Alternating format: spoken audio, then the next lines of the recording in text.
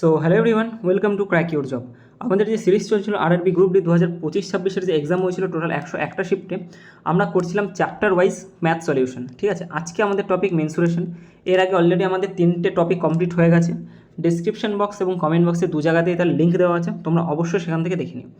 দেখো, একটা কথা আজকে তোমাদের বলে দিই, এই যে মেনসুরেশন যে কোশ্চেনগুলো হয়েছে না, মোটামুটি 200টার আশেপাশে কোশ্চেন আছে, এবং প্রথম দিকে যে কোশ্চেনগুলো আমি তোমাদের করাচ্ছি সেগুলো সবগুলো কিন্তু টপ লেভেলের কোশ্চেন, যথেষ্ট ভালো লেভেলের কোশ্চেন, মোটামুটি সিজিএলে আসার মতো কোশ্চেন এগুলো। ওকে, বেশ ক্যালকুলেটিভ। তো তোমরা কিন্তু মন দিয়ে এবং ভালোভাবে প্র্যাকটিস করে যাও, বহুদিন পর এরকম কোশ্চেন রেলে দেখা গেছে। আরেকটা কথা, তোমাদের যাদের এই টোটাল গ্রুপ ডির টপিক ওয়াইজ ম্যাথের যদি দরকার পড়ে, যদি প্রিন্ট আউট করে পড়তে চাও, তোমরা সেরকম স্ক্রিনে দেখতে পাচ্ছ প্রিন্ট আউট ফর্মেটে আমাদের কাছে পিডিএফ পাওয়া যাচ্ছে, পিডিএফ অ্যাভেলেবেল আছে। তো যাদের দরকার আছে তারা নিচে দেখো ডেসক্রিপশন বক্সে যাও, একদম শুরুতেই দেখবে একটা টেলিগ্রামের আইডি দেওয়া আছে, ওই আইডিতে মেসেজ করো, তোমরা পেয়ে যাবে। এছাড়াও তোমরা যদি ফ্রি পিডিএফের দরকার পড়ে, সলিউশনের পিডিএফ, সেগুলো এই ক্র্যাক ইউর জব বলে এই টেলিগ্রাম চ্যানেলে আপলোড হয়ে যায়, এটা আমাদের পার্সোনাল চ্যানেল। ওকে, আর এছাড়াও যদি কিছু জিজ্ঞাসা করার থাকে বা পিডিএফের দরকার পড়ে, তো ক্র্যাক ইউর জব ডিসকাশন বলে একটা গ্রুপ খোলা আছে, তারও লিঙ্ক তোমরা ডিসক্রিপশন বক্সে পেয়ে যাচ্ছ, সেখান থেকে তোমরা জয়েন হয়ে সেখানেও জিজ্ঞাসা করতে পারো, অথবা আমাদের ইনস্টাগ্রামে ফলো করতে পারো যদি তোমার ইনস্টাগ্রামে আইডি থাকে। আর একটা কথা, যারা চ্যানেলে নতুন আছো অবশ্যই চ্যানেলটা একটু সাবস্ক্রাইব করে দিও। ওকে, তাহলে চলো শুরু করি। আরেকটা কথা বলে দিই, দেখো, যেহেতু মেনসুরেশনে তোমার ফর্মুলা মনে রাখতে হবে। এখানে দুটো ফর্মুলার ভিডিও তোমরা দেখতে পাচ্ছ, থাম্বনেল আমি দিয়ে দিচ্ছি, ডেসক্রিপশন বক্সে আমি লিঙ্কও দিয়ে দেবো। তোমরা অবশ্যই কিন্তু এই ফর্মুলার ভিডিও দুটো 3D এবং 2D একটু রিভিশন করে তারপরে এই ভিডিওটা দেখো। ওকে, তাহলে তোমাদের ফর্মুলা বুঝতে সুবিধা হবে। বোঝা গেছে? তাহলে চলো শুরু করি আজকের ভিডিও। দেখো, ফার্স্ট কোশ্চেন কী বলছে। একটি প্যাকেজিং কোম্পানির 2 ধরনের আয়তকার বাক্সের জন্য কার্ডবোর্ড প্রয়োজন। বড় বাক্সটির মাত্রা বলা আছে 30x25x10 সেমি এবং ছোটোটির হচ্ছে এত। ওভারল্যাপের জন্য মোট পৃষ্ঠতলে 6% অতিরিক্ত দরকার। যদি কার্ডবোর্ডের দাম প্রতি 10,000 সেমি স্কোয়ারের জন্য 45 টাকা হয়, তাহলে 400টি বড় ও 500টি ছোটো বাক্স তৈরি করতে মোট কত খরচ হবে? দেখো, খরচ এখানে বের করতে বলেছে, তাহলে আমাদের কী দরকার? সবার আগে আমাদের ক্ষেত্রফল দরকার, যে সমগ্রতলের ক্ষেত্রফল কত। কারণ সমগ্রতলের ক্ষেত্রফলের সঙ্গে যদি আমরা টাকাটা গুণ করি, তাহলে আমাদের টোটাল যে কত টাকা প্রয়োজন সেটা আমরা পেয়ে যাব। তাহলে এখানে সমগ্রতল ক্ষেত্রফল কার বের করতে হবে? আয়তকার বাক্সের। আর আয়তকার বাক্সের সমগ্রতলের ক্ষেত্রফল আমরা কীভাবে বের করি? এর সূত্র হচ্ছে 2 into total surface area, TSA। এটা হচ্ছে টোটাল সারফেস এরিয়া বা সমগ্রতলের ক্ষেত্রফল। এটা হয়ে যাবে 2 into LB plus BH plus HL। ওকে, দেখো, সূত্র যদি রিভিশন করে না আসো তাহলে কিন্তু বুঝতে পারবে না, সূত্রর ভিডিওটা আগে দেখে এসো, ওটা খুব দরকার। তাহলে বড় যে বাক্সটা আছে তার ক্ষেত্রফল কী হয়ে যাবে? 2 ইন্টু LB, লেন্থ কত? এই যে লেন্থ দেখো 30, 25 আর 10, অর্থাৎ লেন্থ, ব্রেথ এবং তোমার হাইট দেওয়া আছে। তাহলে প্রথমে LB, তার মানে কি এই দুটোর গুণফল 30 আর 25 গুণ করলে 750, প্লাস BH 25 আর 10 মানে 250, প্লাস তার সাথে হচ্ছে তোমার LH অর্থাৎ বা HL 30 আর 10 অর্থাৎ 300 হয়ে গেল। এটা গেল কার? আমার এটা গেল আমার বড়টার ক্ষেত্রফল। এবার দেখো, বড়টার ক্ষেত্রফলের সাথে কি বলেছিল? কতগুলো? এটা তো একটার ক্ষেত্রফল গেল, বাট আমার দরকার কটা? 400টার দরকার। কতগুলোর দরকার? 400টার। এটা গেল 400 পিসের টোটাল যে আমার ক্ষেত্রফল দরকার সেটা। ওকে, নেক্সট কি বলেছে? 2 নম্বরেরটাই বলেছে। দেখো, ছোটোটার ক্ষেত্রফল বের করে ফেলি এবার। তাহলে 2 গুণ, এটারও সেম আমার সূত্র হবে LB into BH into HL। LB মানে এই দুটোর গুণফল 18 ইন্টু 12, 18 12 হচ্ছে 180 আর 36 216, প্লাস তার সাথে হচ্ছে 120, আর এই দুটো গুণ করলে 180, প্লাস 180, 180। এটা কার গেল? এটা হচ্ছে আমার ছোটো বাক্স, অর্থাৎ একটা বাক্সের, বাট আমার দরকার কটা? আমার তো 500 পিস বাক্স, তাহলে প্লাস 500। আচ্ছা, প্লাস 500 নয়, এমনি 500, এটা তো 500টার গেল। এবার দেখো, এটা এই প্লাসটা পরে বুঝিয়ে দিচ্ছি কেন দিচ্ছি আমরা, ঠিক আছে? এটা 500টার আমার ক্ষেত্রফল গেল। ওকে, এবার আমি কী বলেছিলাম যে টোটাল ক্ষেত্রফল দরকার। আমার টোটাল ক্ষেত্রফলের জন্য কী করতে হবে? আমি যোগ দিতে হবে, এখানে যোগ দিয়ে দিলাম। এবার বলেছে যে এটা তো আমার মোট পৃষ্ঠতলের ক্ষেত্রফল গেল, কিন্তু বলেছে 6% আরও এক্সট্রা দরকার। মানে এই যে আমার যতটা, এর থেকে আরও 6% এক্সট্রা আমার দরকার, তার মানে এর 106/100। এইটা হচ্ছে আমার টোটাল যত ক্ষেত্রফলের কার্ডবোর্ড দরকার সেটা। এবার কথা হচ্ছে, দেখো, কত টাকা দরকার। এবার টাকা দিয়ে গুণ দিতে হবে, কিন্তু টাকাটা আমি কার সাথে গুণ দেবো? 10,000 মিটার স্কোয়ারের জন্য আমার 45 টাকা দরকার, ঠিক আছে? তাহলে 10,000-এর জন্য আমার কত দরকার? 45 টাকা। তাহলে আমার 1 মিটার স্কোয়ারের জন্য কত দরকার? আমার 45/10,000। কত দরকার 45/10,000। তাহলে এইটা তো আমার টোটাল যেটা বেরোবে তার সাথে আমি এইটা যদি গুণ দিই তাহলে আমার টোটাল টাকাটা বেরিয়ে যাবে ইন্টু 45/10,000। ওকে, এই টাকাটা হচ্ছে আমার দরকার। এবার তোমাকে এখান থেকে করতে হবে সলভ। চাপের কিছু নেই, একদম সোজাভাবে আমরা সলভ করবো। দেখো সবার আগে দেখো 700, 200, 900 আর 300, 1200 আর 50, 50, 1300, 1300 দুগুণে 2600। ওকে, আর 4 26-এ কত হয়ে যায়? 4 26, আচ্ছা লিখে দিই এখানে 2600। 2600-এর সাথে আমার 4 গুণ করো, 4 ছক 24-এর 4, হাতে থেকে আমার 2, 4 দুগুণে 8 আর 2 কত হলো 10, আর দুটো আর 4টে শূন্য। ক্লিয়ার হয়েছে এইটুকু? প্লাস এখান থেকে যদি আমরা যোগ করি তাহলে 8 আর 2 10, 6 থাকছে, 8 আর 2 10, আর 1 11, 1 হাতে থাকে 1, 1 আর 1 2, আর 1 3 আর 2 5, 516 ইন্টু 500। ওকে, 516 বেরিয়েছে এর মধ্যে থেকে, তার সাথে আমারও 500 গুণ হবে। দেখো, আর এই দেখো এখানে একটা 2 আছে না, এই 2টাও তো গুণ হবে আমার না, তাহলে সেটা আরও 2 গুণ করো। দেখো 500 দুগুণে 1000 হয়ে গেল, 1000 আর 516, তাহলে 516, তারপরে শূন্য হবে তোমার 3টে, 1 2 3টে। ওকে, আচ্ছা এইটুকু যোগ করলে আমি পেয়ে যাচ্ছি এখান থেকে 1 2 3, 1 2 3টে শূন্য বসিয়ে দাও এখানে, 6 5 15, 15 56-এর পরে 3টে শূন্য। ওকে, ইন্টু এবার এই পাশেরটাকে এখানে নিয়ে এসো, 106/100 ইন্টু আরেকটা আছে 45/10,000। ওকে, ঠিক আছে, এবার কাটাকাটি করতে হবে তোমাকে এখানে, 1 2 3টে, 1 2 3টে। ওকে,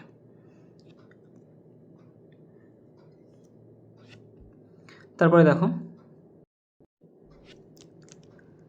এক কাজ করো, এই 100টাকে না আলাদা রেখে দাও, তাহলে সুবিধা হবে একটু আমাদের।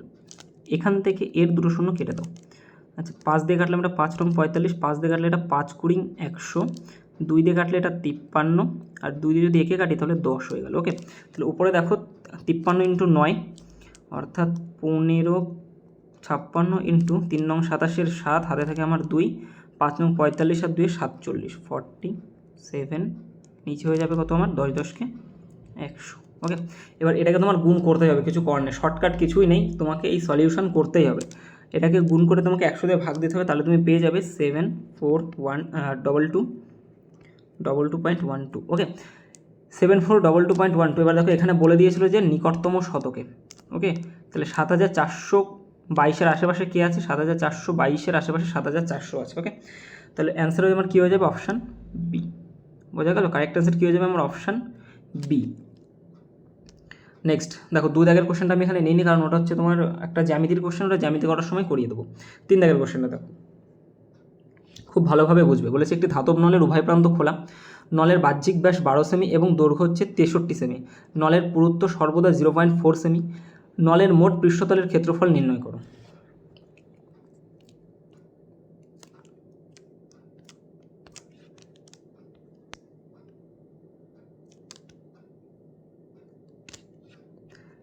এটা হচ্ছে একটা ধাতব নল,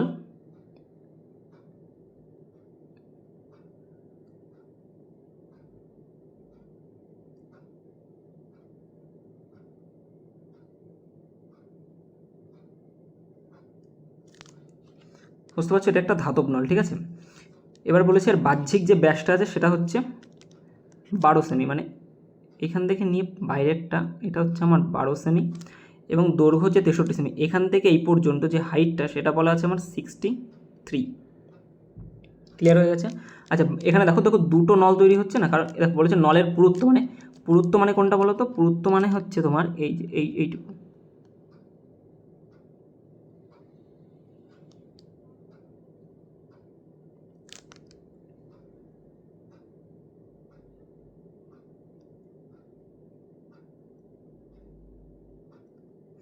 এইটা হচ্ছে তোমার পুরুত্ব, ঠিক আছে।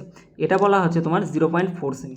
তাহলে এইটুকু যদি 0.4 সেমি হয়ে যায়, মানে পুরুত্বটুকু যদি 0.4 সেমি হয়ে যায়, তাহলে ভিতরে যেটুকু আছে ওইটা আমার কী হয়ে যাবে? এক সেকেন্ডে, যা ব্যাস বলেছিল 12 সেমি। ওকে ওকে, সরি, ব্যাস হচ্ছে তোমার 12 সেমি, তার মানে ব্যাসার্ধ হয়ে যাবে তোমার 6 সেমি। ওকে, এই যে এই বড়টার ব্যাসার্ধ কত আমার 6 সেমি, মানে বড়টার যে রেডিয়াস সেটা হচ্ছে আমার 6।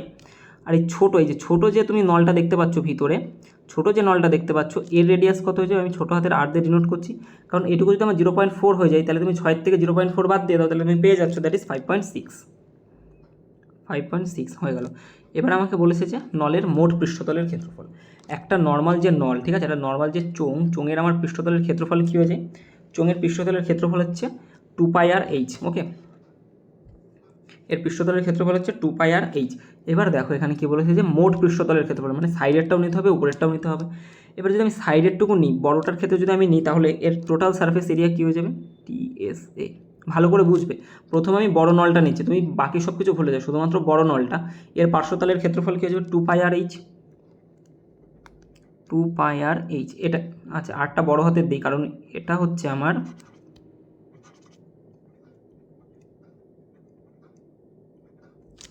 আমি বড়টার ক্ষেত্রে ইউজ করছি, কারণ বড়টার ব্যাসার্ধ আমি কিনেছি বড় হাতের আর, তাই বড় হাতের আর হয়ে যাবে। এটা গেল বড়টা, মানে এই যে বড় যে নলটা আমার আছে এর পার্শ্বতলের ক্ষেত্রফল। এবার দেখো ভিতরে যে ছোটো যে নলটা আছে তারও তো একটা ক্ষেত্রফল থাকবে ভিতরের দিকে পার্শ্বতলের, তাহলে ছোটোটার ক্ষেত্রেও আমার সূত্র আমার একই থাকবে, রেডিয়াস আমার যাই হোক না কেন, এটাও হয়ে যাচ্ছে আমার 2πr/h। ওকে, তাহলে দেখো পার্শ্বতলের ক্ষেত্রফল দুটো আমি নিলাম, কিন্তু উপরে দেখো একটা, এই যে উপরে একটা এরকম টাইপের আছে না, এটারও তো একটা ক্ষেত্রফল আছে, এই যে যেটুকু আমি শেড করছি এই এরিয়াটুকুর তো একটা ক্ষেত্রফল আছে, এইটা না হয় আমার চোঙ হয়ে গেল, ঠিক আছে, এই লাল এরিয়াটুকু না হয় আমার ছিদ্র হয়ে গেল, বাট এই নীল এরিয়াটুকুর তো ক্ষেত্রফল আমার নিতে হবে। তাহলে নীল এরিয়াটুকুর ক্ষেত্রফল আমি কীভাবে পাবো, আমি যদি বড় বৃত্তের ক্ষেত্রফলের থেকে একটা ছোট বৃত্তের ক্ষেত্রফল বাদ দিয়ে দিই, তাহলে তো আমি এই নীল এরিয়াটুকু পেয়ে যাচ্ছি কি না, বলো পেয়ে যাচ্ছি তো। তাহলে বড় বৃত্তের ক্ষেত্রফল কত, 2πr²। তার থেকে আমি বাদ দেবো ছোটোটা, অর্থাৎ 2π ছোটো হাতের r²। তাহলে এরকম কটা আছে, এটা তো গেলো উপরেরটা, বাট নিচেও তো আরেকটা আছে, তাহলে এটাকে আমার কী করতে হবে, 2 দিয়ে গুণ করতে হবে। ওকে,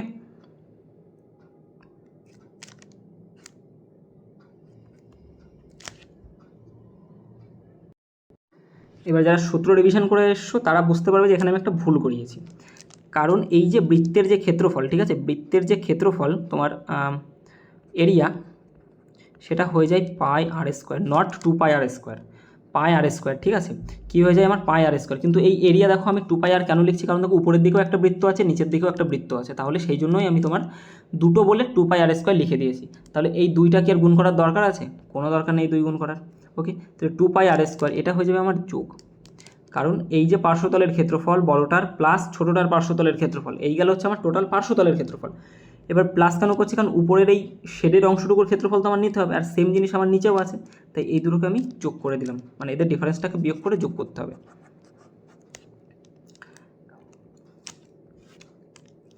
স্টেপ বাই স্টেপ আমরা করব, খুব ধীরে ধীরে সময় নেব, কিন্তু ভালো করে বুঝে করবে তোমরা, ঠিক আছে, একবারে যেন তোমাদের ক্লিয়ার হয়ে যায়। তাহলে এখান থেকে তুমি লিখে দাও 2πr/h প্লাস 2πr/h। ওকে, প্লাস এখান থেকে আমি কী কমন নিতে পারি, এখান থেকে আমি 2π দেখো কমন নিতে পারি, তাহলে এখান থেকে যদি আমি 2π কমন নিই তাহলে পড়ে থাকে আমার বড় হাতের r² মাইনাস ছোটো হাতের r²। ওকে, বড় হাতের r² মাইনাস ছোটো হাতের r²। এবার তুমি টোটালটাকে সলভ করো, এখান থেকে দেখো পুরোটার থেকে আমি 2π কমন নিতে পারি আবার, তাহলে 2π আমি কমন নিয়ে নিলাম, আর পায়ের জায়গায় তুমি বসিয়ে দাও ইন্টু 22/7 গেল। বড় হাতের r/h, বড় হাতের r কত আমাদের 6, আর h কত আমাদের 63, তাহলে 6 × 63 6 × 23 প্লাস এখান থেকে তো 2π কমন চলে গেছে, তাহলে ছোটো হাতের r আর h, ছোটো হাতের r কত আমাদের 5.6, তাহলে 5.6 × h কত বলা আছে আমাদের 63। ক্লিয়ার হয়ে গেল এটুকু। আর এদিকে আমার পড়ে আছে 2π তো কমন চলে গেছে, আর এদিকে আমার পড়ে আছে r² মানে বড় হাতের অর্থাৎ 6 মাইনাস 5.6 স্কোয়ার, 5.6 স্কোয়ার। ক্লিয়ার হলো এটুকু, মান পাতানোটুকু বুঝতে পারলে তোমরা। ওকে, এবার দেখো এখান থেকে আমরা করবো কি, এবার কাটাকাটি দেখি যায় কি না। তো 63, এক সেকেন্ড, দেখো 7 দিয়ে দেখো আমরা কাটতে পারি, যদি 7 দিয়ে এটাকে ভাগ করি তাহলে 7 দিয়ে এটাকে কাটলে 7 নং 63, 7 দিয়ে এটাকে কাটলে 7 নং 63। ওকে, আর এই 7টা দিয়ে যখন একে ভাগ করবো তখন এর নিচে 7টা চলে আসবে। ওকে, এর নিচে আমাদের 7 চলে আসবে, তাহলে এখান থেকে কেটে জাস্ট এখানে লিখে দাও। এবার কেউ যদি শুধুমাত্র সলিউশনের PDF দেখে অঙ্ক করতে চাও তাহলে কিন্তু সে বুঝতে পারবে না, তোমাকে বুঝতে গেলে আগে সলিউশন দেখতে হবে যে এই 7টা এখানে কী করে আসলো। ওকে, এই 7 দিয়ে আমি প্রত্যেকটাকে ভাগ করছি, এই 7 দিয়ে তো ভাগ হবে, প্রত্যেকটাকে ভাগ করছি, তাহলে এটা তো কাটাকাটি চলে যাচ্ছে, এটাও কাটাকাটি চলে যাচ্ছে, কিন্তু এই ক্ষেত্রে এসে আমার এখানে 7 লিখে দিয়েছি। যদিও আমার এটার কাটাকাটি যাই, তবু আমার দরকার নেই, তুমি এখন আপাতত এরকম রাখো। আচ্ছা, এবার এই এরিয়াটাকে দেখো, এ স্কোয়ার মাইনাস বি স্কোয়ারের সূত্র আমি অ্যাপ্লাই করতে পারি, ঠিক আছে। এ স্কোয়ার মাইনাস বি স্কোয়ার, সেটা কি আমাদের এ প্লাস বি একবার, এ মাইনাস বি একবার, ওকে। আর এখানে 22 দোকানে কী হয়ে গেল আমার 44, 44 দিয়ে আমার এগুলো সব গুণ হবে, ওকে। 44 দিয়ে আমার এগুলো কী হয়ে যাবে, গুণ হয়ে যাবে। আচ্ছা, তাহলে দেখো এটাই 22 দোকানে 44 ইন্টু 5 আর 6 11.6, ওকে। 11.6 ইন্টু এই যে 9 9 আছে না, 9 গুণ করে দাও এর সাথে। আর এখান থেকে আলাদা আলাদাভাবে গুণ করলেও যা হবে, এই দুটোকে একবারে যোগ করে এই শুধু একটা 9 দিয়ে গুণ করলেও সেই একই জিনিসই হবে। আমি সলভ করবো কীভাবে, এতে শর্টকাটে কীভাবে করতে পারি, সেই জন্য একবারে লিখছি এইভাবে, ওকে। প্লাস এখান থেকে এ প্লাস বি, 5 আর 6 11, 11.6, আর একবার মাইনাস হবে, ইন্টু মাইনাস করলে কত হবে 0.4 হবে, আর ইন্টু এখানে হয়ে যাচ্ছে কি 44 দিয়ে আমার এটাও গুণ হবে, অর্থাৎ 4.4, এই সরি 44 হবে, 0.4 কেন লিখছি, 44, ক্লিয়ার হয়েছে এটুকু। আর এটার নিচে কত আসবে আমার 7, 44 ইন্টু 11 ইন্টু 9 করতে হবে, এটাকে তোমরা গুণ করবে, ঠিক আছে। গুণ এখানে গুণ দেখাতে গেলে অনেক বড় হয়ে যাবে, ঠিক আছে। তো গুণ যদি এখানে আমরা করি, তাহলে ঝটপট গুণ করলে এটা পেয়ে যাবো আমরা 4593, ওকে, 93.6 প্লাস এই উপরেরটুকু যদি আমরা গুণ করি, তাহলে পেয়ে যাবো 204.16/7। দেখো গুণ এখানে দেখানো যেতেই পারে, বাট কোথায় গুণ করবো, কোথায় কাটাকাটি করবো, আর হয়ে যাবে তোমাদের লেট। তোমরা নিজেরা তো নর্মাল গুণ তো করতে পারবে, নামটা জানো, নর্মাল গুণ তোমরা করতে পারবে। আর এখানে শর্টকাটে গুণ করার কিছুই নেই, সিম্পল কী করবে 11.6 আর 44 গুণ করে নেবে, ঠিক আছে।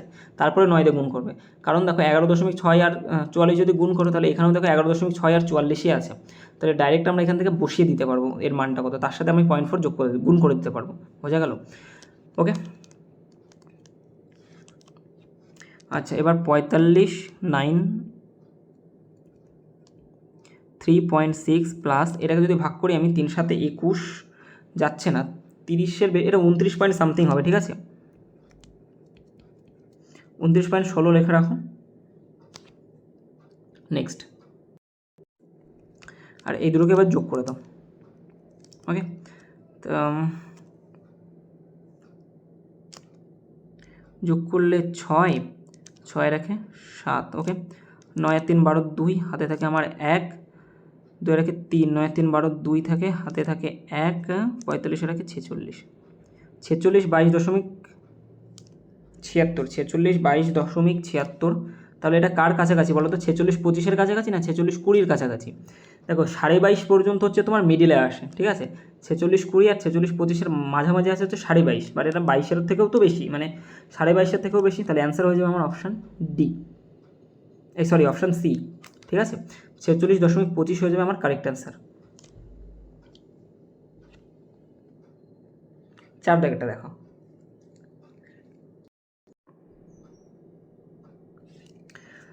বলেছে ব্যাসার্ধ আর বিশিষ্ট একটি বৃত্তের 6 ও 5 বাহু বিশিষ্ট সমবাহু বহুভুজ অঙ্কিত থাকলে তাদের ক্ষেত্রফলের অনুপাত কত। ব্যাসার্ধ আর বিশিষ্ট একটি বৃত্তে 6 সেমি মানে 6 ও 5 বাহু বিশিষ্ট সমবাহু বহুভুজ অঙ্কিত থাকলে তাদের ক্ষেত্রফলের অনুপাত কত। এখানে সিম্পল তোমাকে ফর্মুলা মনে রাখতে হবে, আর কিচ্ছু করার নেই, ওকে। তোমাকে এখানে সিম্পল ফর্মুলা মনে রাখতে হবে, যেটা আমি প্রথমবার রেলের কোনো অঙ্কে করছি। ফর্মুলাটা কি, n/2 r² সাইন 2π/r, ওকে, 2π/n, ওকে। এটা হচ্ছে পরিবৃত্তের ব্যাসার্ধ,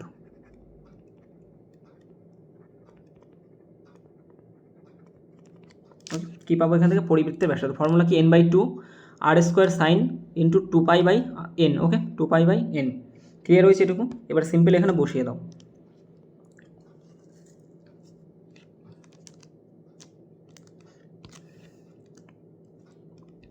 প্রথমে দেখো এন কত, প্রথমটার ক্ষেত্রে এন কত আমাদের 6, তাহলে 6/2, আর কত আমাদের, আর তো r² আছে না, রেডিয়াস তো আমাদের আরই বলা আছে, তাহলে এটা হয়ে যাবে আমাদের r²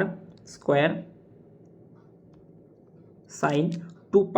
2π মানে কি, পাই মানে হচ্ছে 180 ডিগ্রি, তাহলে 2π মানে কত হয়ে যাবে আমাদের 360/n, মানে এখানে 6, ওকে, এটা গেল প্রথমটা। দ্বিতীয়টার ক্ষেত্রে আমাদের 5/2 হবে, কারণ 5 বাহু বিশিষ্ট n/2 দেওয়া আছে এখানে, তাহলে 5/2 ইন্টু r² সাইন ইন্টু এখানে হচ্ছে তোমাদের 2π মানে হচ্ছে 360, 360/5, 360/π। হ্যাঁ, n এর মান তোমাদের 5। ওকে, তাহলে এবার দেখো এখান থেকে এই r² দুদিক থেকে কেটে গেল, 6/2 মানে 3 সাইন 360কে যদি 6 দিয়ে ভাগ করে দিলে কত হবে 60 ডিগ্রি, অর্থাৎ সাইন 60 ডিগ্রি। ওকে, আর এখান থেকে 5/2 ইন্টু সাইন 360/5, 360/5 মানে আমরা বলতে পারি সাইন 72 ডিগ্রি। কত ডিগ্রি? Sine 72 degree.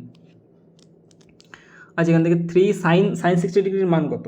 সাইন 60 ডিগ্রির মান হচ্ছে,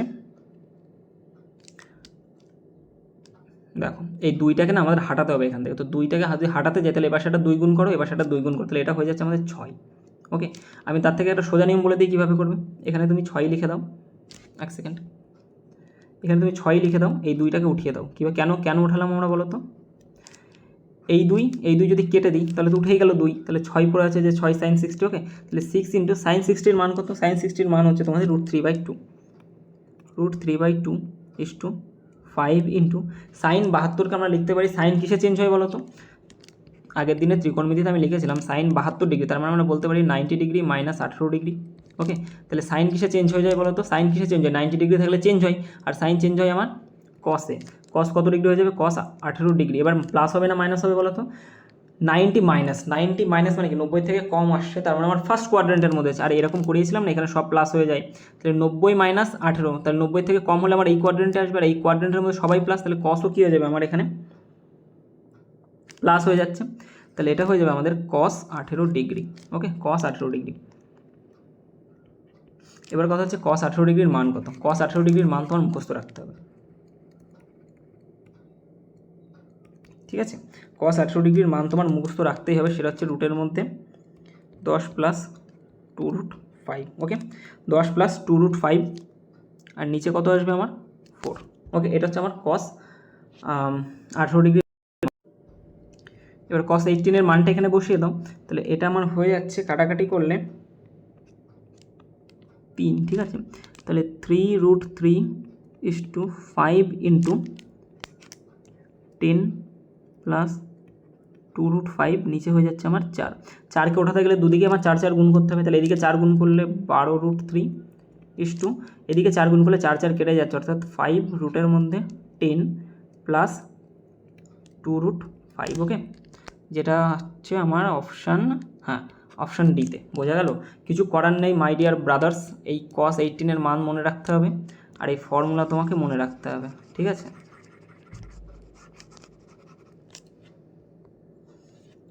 5 দাগেরটা দেখো, 5 দাগেরটা কী বলেছে? একটি 14 সেমি বাহু বিশিষ্ট ঘনকাকৃতি কাঠের ব্লকের ওপর সর্বাধিক সম্ভব ব্যাস বিশিষ্ট একটি অর্ধগোলক স্থাপন করা হয়েছে। গঠিত ঘনকটির মোট পৃষ্ঠতলের ক্ষেত্রফল নির্ণয় করো। গঠিত ঘনকটির মোট পৃষ্ঠতলের ক্ষেত্রফল নির্ণয় করো। ওকে, এটা মোটামুটি একটু সোজা আছে। সবার আগে দেখো কীভাবে করো, সবার আগে তোমরা ছবিটা বোঝো, সবার আগে ছবি দেখো।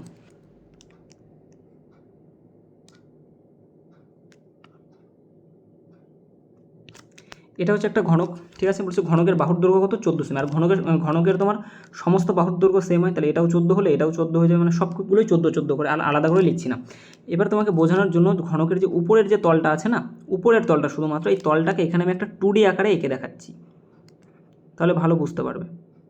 এটা হচ্ছে ঘনকের উপরের তলটা। ওকে, এটুকু ক্লিয়ার হয়েছে?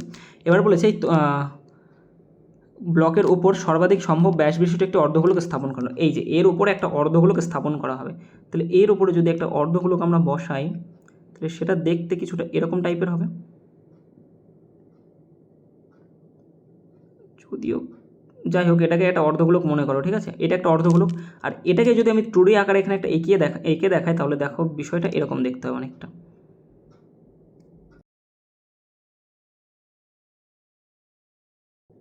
ওকে, এই উপরের ভার্সানটা যদি এখান থেকে দেখো তাহলে দেখো এরকম দেখতে হবে একটা। এবার বলেছি কি যে ঘনকটির মোট ক্ষেত্রফল নির্ণয় করো। একটা ঘনক, ঘনকের টোটাল যে আমার সমগ্রতলের যে ক্ষেত্রফল, টোটাল সমগ্রতলের ক্ষেত্রফল কী হয়ে যায় আমার 6a²। এটা হচ্ছে ঘনকের সমগ্রতলের ক্ষেত্রফল, ঠিক আছে। কিন্তু এটা তো সমগ্রতল আমি নিচ্ছি, বাট এইখানে তো আমার উপরে যে তলটা আছে, মনে করো একটা বাটি বসানো আছে এখানে, হ্যাঁ, বাটিও একটা তোমার হেমিস্ফিয়ার আকারে আমরা বলতে পারি। তাহলে এই যে বাটিটা আছে সেটা তো এর সাথে একদম লেপ্টে আছে, ঠিক আছে, উপরের তলের সাথে তো একদম সেটে আছে বিষয়টা। তাহলে এখান থেকে তো আমরা নিতে পারবো না, আমরা এখান থেকে কী নেব, এইটা হচ্ছে একটা হেমিস্ফিয়ার, ঠিক আছে, এটা একটা গোলকের সমগ্রতলের ক্ষেত্রফল হচ্ছে 4πr², আর এটা একটা হেমিস্ফিয়ার হচ্ছে তোমার 3πr² হয়, ঠিক আছে, সমগ্রতলের ক্ষেত্রফল। কিন্তু এই নিচের দিকটা তো আমাদের দরকার নেই, কারণ এই যে গোলকের যে নিচের দিকটা সেটা তো আমার এর সাথে লেগে আছে, একদম পুরো চেপটে আছে, এর সাথে একদম লেগেই আছে। তাহলে এটা তো আমাদের দরকার নেই, আমাদের কি দরকার, আমাদের শুধুমাত্র ওপরেরটুকু দরকার, ঠিক আছে, এই যে এরিয়াটুকু দরকার আমাদের, হ্যাঁ, এই এরিয়াটুকুই দরকার। তাহলে এই এরিয়াটুকু কী হয়েছে আমার, টোটালটা যদি আমার 4πr² হয়, তাহলে এখান থেকে যদি কেটে দিই, আমি দুখণ্ড করি, তাহলে উপরেরটা 2πr², নিচেরটা 2πr², তাহলে এই উপরেরটুকু কী হয়ে যাচ্ছে আমার 2πr²। তাহলে এইটুকু আমার সাথে যোগ করতে হবে 2πr², এটুকু যোগ করছি। এবার দেখো নিচে যেটুকু আছে না, এই নিচের এইটুকু একটা কি, নিচে যে বৃত্তটা আছে এটা তো একটা বৃত্ত, নিচে যেটুকু দেওয়া আছে একটা বাটির মুখের দিকটা, সেটা একটা বৃত্ত হয়। এই বৃত্তটা তো একে একদম পুরো জাম করে রেখে দিয়েছে, দেখতে পাচ্ছ এই বৃত্তটা তো একে পুরো জাম করে রেখে দিয়েছে।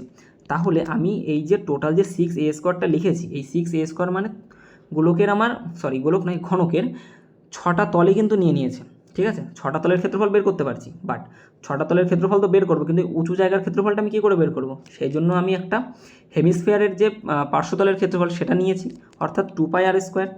যেহেতু টোটালটা ছিল আমার 4πr², তাহলে হেমিস্ফিয়ার কী হয়ে যাবে 2πr²। আর নিচের দিকের এই গোলাকার অংশটুকু তো আমার ওর সাথে লেগে আছে, আমার দরকার নেই। আমার কোনটুকু দরকার, আমার এই সবগুলো দরকার, এই যে আশেপাশে যে এরিয়াটুকু বেরিয়ে আছে না, এইগুলো দরকার। তাহলে এই টোটালটার থেকে যদি আমি টুকুস করে এই গোলটুকু বাদ দিয়ে দিই, হ্যাঁ, এই গোলটুকু যদি বাদ দিয়ে দিই, তাহলে আমার কোনাগুলো পড়ে আছে। তাহলে এই গোলটুকু মানে কি, গোলটুকু তো একটা বৃত্ত, আর বৃত্তের ক্ষেত্রফলের সূত্র πr², তাহলে একটা πr² বাদ দিয়ে দাও, πr²। ওকে, 6a² মানে টোটালটা নিলাম আমি, টোটাল ঘনকের উঁচু জায়গা যেটা আছে তোমার বাটি বসানো, সেই বাটিরটুকু নিলাম আমি 2πr², এটুকু ক্লিয়ার। ওকে, এবার তার থেকে বাটির যে মুখটুকু সেটুকু তোর সাথে লেগে আছে, অর্থাৎ এই এরিয়াটুকু, এটুকু তো লেগে আছে, তাহলে এটুকু আমি বাদ দিয়ে দেবো, তাহলে বাদ দেওয়া আমার হচ্ছে πr²। ওকে, এবার এটুকু তুমি সলভ করে ফেলো, 6a² প্লাস πr², দুটো πr² থেকে একটা πr² চলে গেলে একটা πr² পড়ে থাকে। আর এখান থেকে 6 × a মানে কি আমাদের 14 × 14 প্লাস 22/7 × r, বা রেডিয়াস কত, এইটা হচ্ছে বড় কথা, রেডিয়াসটা তো বের করে দেখায়নি। এই যে বৃত্তটা দেওয়া আছে এখানে, এর রেডিয়াস কত হয়ে যাবে বলো তো, এইটা তো একটা আমার বর্গক্ষেত্র, তাহলে বর্গক্ষেত্রের এখান থেকে এইটুকু যদি আমার 14 ইউনিট হয়, তাহলে এখান থেকে এইটুকু কত হবে, অবশ্যই 14 ইউনিট। আর এইটুকু 14 ইউনিট মানে মাঝখান থেকে যদি আমি এটাকে দুভাগ করি, তাহলে এটা আমার ব্যাস, বৃত্তের ব্যাস হয়ে যায়, আর বৃত্তের ব্যাসের অর্ধেক মানে ব্যাসার্ধ, তাহলে সেটা আমার রেডিয়াস কত হয়ে যাবে 7 ইউনিট, ব্যাস বেরিয়ে গেল 7 × 7। ওকে, এবার এটাকে সলভ করলে চলে আসবে, এই সাথে কেটে দাও, ইউনিট ডিজিট দিয়ে কি করতে পারবো, হ্যাঁ পারবো, 4 × 4 = 16 মানে 6 6 × 36 প্লাস, আর এদিকে হচ্ছে 7 × 2 = 14 মানে 4, 6 আর 4 ইউনিট ডিজিট আসবে 0, অপশান সি হবে কারেক্ট অ্যান্সার 5-এর। ওকে, 5-এর অপশান সি হয়ে যাবে কারেক্ট অ্যান্সার। নেক্সট কোশ্চেন দেখো। আর ভিডিওটা কেমন লাগছে তোমরা একটু কমেন্ট করে জানিও, আর বুঝতে পারছো কিনা, ঠিক আছে, আমি যেভাবে সলভ করাচ্ছি এগুলো তোমরা বুঝতে পারছো কিনা অবশ্যই একটু জানিও, তাহলে আমার সুবিধা হবে। বলেছে 14 সেমি ব্যাসার্ধ বিশিষ্ট একটি গোলককে 3টি ব্যাসীয় তলে কেটে 6টি সমান অংশে ভাগ করা হয়েছে, নতুন প্রাপ্ত সব অংশের মোট পৃষ্ঠতলের ক্ষেত্রফল কত হবে। দেখো ছবি দেখো, তাহলে খুব সহজেই তোমরা বুঝতে পারবে। এটা হচ্ছে একটা গোলক, বা যেটাকে ইংরেজিতে স্ফেয়ার বলে, ঠিক আছে, স্ফেয়ার যাই হোক, যা কিছু বলে। এই যে গোলকটা, এই গোলকটার একটা ক্ষেত্রফল আছে তোমার, মানে সমগ্রতলের ক্ষেত্রফল, সেটা হচ্ছে 4πr²। ওকে, একটা গোলকের সমগ্রতলের ক্ষেত্রফল যা পার্শ্বতলের ক্ষেত্রফলও তাই, দ্যাট ইজ 4πr²। কিন্তু বিষয়টা হচ্ছে, আমি যদি এখান থেকে বলেছি যদি ইকুয়াল কাট মারা হয়, ঠিক আছে, এই যে একটা কাটিং মারলাম এখান থেকে যদি একটা আমি কাট মারি, তাহলে একটা গোলকের মিড বরাবর, বা একটা ফুটবলের মিড বরাবর, বা একটা গোল তরমুজের মিড বরাবর যদি তুমি কেটে দাও, তাহলে কি তৈরি হয় বলো তো, তুমি এইটা দেখতে পাবা, ঠিক আছে। একটা তরমুজ বা একটা গোলকে যদি তুমি মাঝখান দিয়ে কাটো তাহলে তুমি এটা দেখতে পারো, যেটাকে আমরা অর্ধগোলক বা হেমিস্ফিয়ার বলি। এবার হেমিস্ফিয়ারের সমগ্রতলের ক্ষেত্রফল কী জানো তো? যদি আমি মাঝখান থেকে কাটি সেটা হচ্ছে 3πr²। সমগ্রতলের ক্ষেত্রফল কী হয়েছে? 3πr²। এবার দেখো একটা ছিল গোলক যার সমগ্রতলের ক্ষেত্রফল ছিল 4πr², সেটাকে আমি মাঝখান থেকে একটা কাট মারার ফলেই আলাদা আলাদা দুটো ভাগ হয়ে গেছে। দেখো 4πr² দুভাগে হলে তোমার উচিত ছিল 2πr² এবং 2πr² হবার। ওকে, আমি বুঝছি, বাট সমগ্রতল বলে এই যে নিচে যে একটা বাটির মুখের অংশ তৈরি হয়ে গেছে এখানে, তারও তো একটা ক্ষেত্রফল আছে, আর এটা একটা বৃত্ত, বৃত্তের ক্ষেত্রফলের সূত্র πr²। তাহলে আগের 2πr² প্লাস এই πr² দ্যাট ইজ 3πr² তৈরি হয়ে গেল। কিন্তু এই দুটো মিলে আমার টোটাল কতটা হচ্ছে বলো তো? 6πr²। দেখো একটা কাট মারলাম বলে আমার 4টে πr² থেকে 6টা πr² হয়ে গেল। তাহলে একটা কাটে আমার বেড়েছে কতগুলো? 2πr² বেড়ে গেছে। এখানে বলেছে যে তিনটি কাট মারবে, অর্থাৎ তিনটি ব্যাসীয় তলে, তাহলে টোটাল কত বাড়বে আমার? 3 গুণ 2πr² দ্যাট ইজ 6πr² আমার এক্সট্রা হয়ে যাবে। বলেছে যে সমগ্র তলের ক্ষেত্রফল কত? আগে ছিল কত আমার? একটা এই যে বৃত্তটা, এই যে বৃত্ত বলবো না এটাকে, গোলক, এই যে গোলকটা ছিল তার সমগ্র তলের ক্ষেত্রফল 4πr² ছিল। যেই আমি আরও 3টে কাট অর্থাৎ 6 ভাগে এটাকে ভাগ করে ফেলেছি, তখন তো আমার আরও 6πr² এক্সট্রা চলে আসবে না? কেন আসবে আমি বুঝিয়ে দিয়েছি এখানে, যে প্রত্যেকটা কাটে আমার 2টো করে πr² বাড়ছে, তাহলে টোটাল 3টে কাটে 6টা πr² বাড়বে। তাহলে টোটাল আমার হয়ে গেল 10πr²। করারই দরকার নেই এখানে, 10πr² মানে 10-এর মাল্টিপল আনসার অপশান সি। বোঝা গেছে এটুকু? আই থিঙ্ক বোঝা গেছে সবাই, মানে বুঝতে পেরেছো তোমরা। 7 দাগেরটা দেখো, বলেছে অজানা ব্যাসার্ধ বিশিষ্ট একটি ধাতব গোলক গলিয়ে 64টি ছোট ছোট গোলকে পুনর্গঠিত করা হয়। প্রক্রিয়ায় মোট ধাতুর 20% অপচয় হয়ে গেছে। অপচয়ের পর 64টি গোলকের মোট আয়তন দাঁড়িয়েছে তোমার এত। তাহলে মূল গোলকের ব্যাসার্ধ কত? ওকে, একটা বড় একটা গোলক ছিল, একে গলানো হয়েছে, গলানোর ফলে আমার তৈরি করা হবে 64টি ছোটো ছোটো গোলক। এবার এই 64টি ছোটো ছোটো গোলক তৈরি করতে গিয়ে 20% ধাতু অপচয় হয়ে গেছে। তার মানে আমার 80% ধাতু বেঁচে আছে। অর্থাৎ কত বেঁচে আছে আমার? 80% ধাতু বেঁচে আছে। আর এই 80% ধাতুর যে আয়তন সেটা এখানে বলা আছে কত? 10,752। 752 না, 752। তাহলে আমার 100% অর্থাৎ শুরুর দিকে একদম প্রথমেই আমার টোটাল কত পার্সেন্ট ছিল? আমার 100% ছিল, তাহলে এই ধাতুর পরিমাণটা কত হবে? তাহলে 10, 7, 5, 2 ইন্টু 100, নিচে চলে আসবে আমার 8, 0, 0, 0 কাটো, 8 দিয়ে কাটলে 8 8 থাকে আমার 2, 3 8 24 থাকে হচ্ছে আমার এখানে 3 মানে 35, 4 8 32 থাকে আমার 3 মানে 32, 4 8 32, অর্থাৎ 13440, 13,440। এত সেমি কিউব হচ্ছে আমার টোটাল ধাতুর আয়তনটা ছিল আগে। ওকে, এবার আমাকে বলেছে যে নতুন মূল গোলকের ব্যাসার্ধ। তাহলে মূল গোলকের ধাতু তো আমার এতটাই ছিল না, মূল গোলকের আয়তন ছিল এতটা। তাহলে মূল গোলকের যে আয়তনের সূত্র তার সেটা কী হয়ে যায় আমার? 4/3 πr³। এটাই বলা হচ্ছে আমার 13,440। ওকে, কত হয়ে যাবে? 13,440। তাহলে এখান থেকে আমি যদি r³ বের করতে চাই তাহলে সেটা হবে 13,440 ইন্টু 3 উপরে চলে যাচ্ছে, 4 নিচে চলে আসবে, আর পায়ের মান বলেছিল এখানে 3.14 নিতে। 3.14 মানে সেটা নিচে চলে আসবে, অর্থাৎ 3.14। ওকে, 4 দিয়ে যদি একে কাটি তাহলে 4 3 12, হাতে থাকে হচ্ছে আমার 1, 4 3 12, 4 24, 0 নাও 336 0 এটা। আচ্ছা, আর কাটাকাটি কি যায়? 3 আর 4 4 8,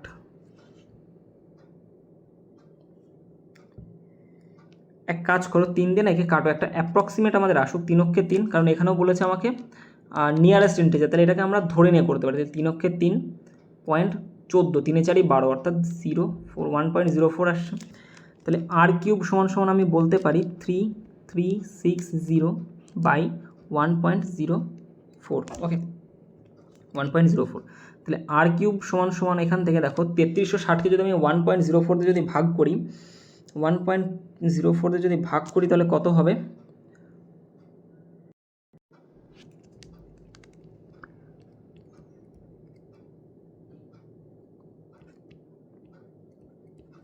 এক কাজ করে পয়েন্ট তুমি তুলে বাদ দিয়ে দাও, পরে দেখছি আমি। পয়েন্ট তুলতে গেলে এখানে তো উপরে আরও 100 গুণ হবে না, 100টা নয় পরে আমি গুণ করে দেবো এক্সট্রা করে। তাহলে প্রথমে আমার যাবে 3 বার, অর্থাৎ 312, 4 হবে, 1 আর কত হলে 3, 2 0 নামছে। তাহলে এবার যাবে 2 বার, দুবার মানে হচ্ছে 208, 208, 2 হাতে থাকে 1, 11 কত হলে 4, 3-এ দেখো এখানে আরও দুটো শূন্য তো হওয়ার কথা ছিল না, এই যে পয়েন্ট তুললে এখানে দুটো শূন্য এক্সট্রা আসবে, তাহলে আরেকটা শূন্য নামাও এখান থেকে, এবার যাবে 3 বার, অর্থাৎ 3 4 12, 312, 8 থাকে। আচ্ছা আরেকটা জিরো নামবে এখানে, এখানে একটা জিরো দিয়ে দাও, এখানে একটা জিরো নিয়ে, তাহলে দেখো 32 30-এর আশেপাশে হচ্ছে। ওকে, তাহলে এটা হয়ে যাবে আমার 3230। ওকে, তো এটুকু কাটো এবার এখান থেকে, দরকার নেই আমার আর। এবার কথা হচ্ছে কতর কিউবের মান 3230 হয়। অ্যাকচুয়ালি 3230 কারোর কিউবের মান নয়, কিউব নাম্বার আমি তোমাদেরকে এমনি এমনিই বলি না মুখস্থ করতে, এই যে এই পরীক্ষার সময় আসবে কাজে। এখন 13-র কিউব কত? 2197। 14-র কিউব কত? 2744। 15-র কিউব কত? 3375। 16-র কিউব কত?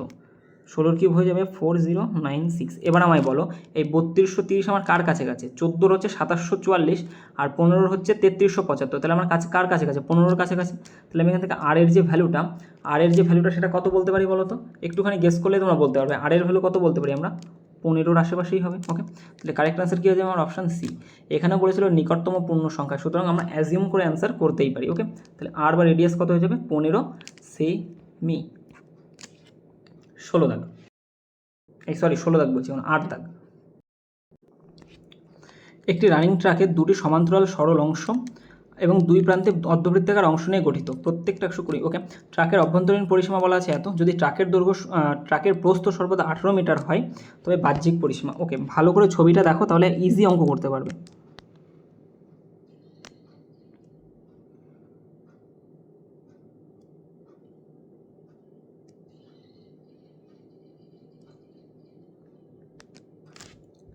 লিও, করতে যাই একটা, হয়ে যায় আরেকটা।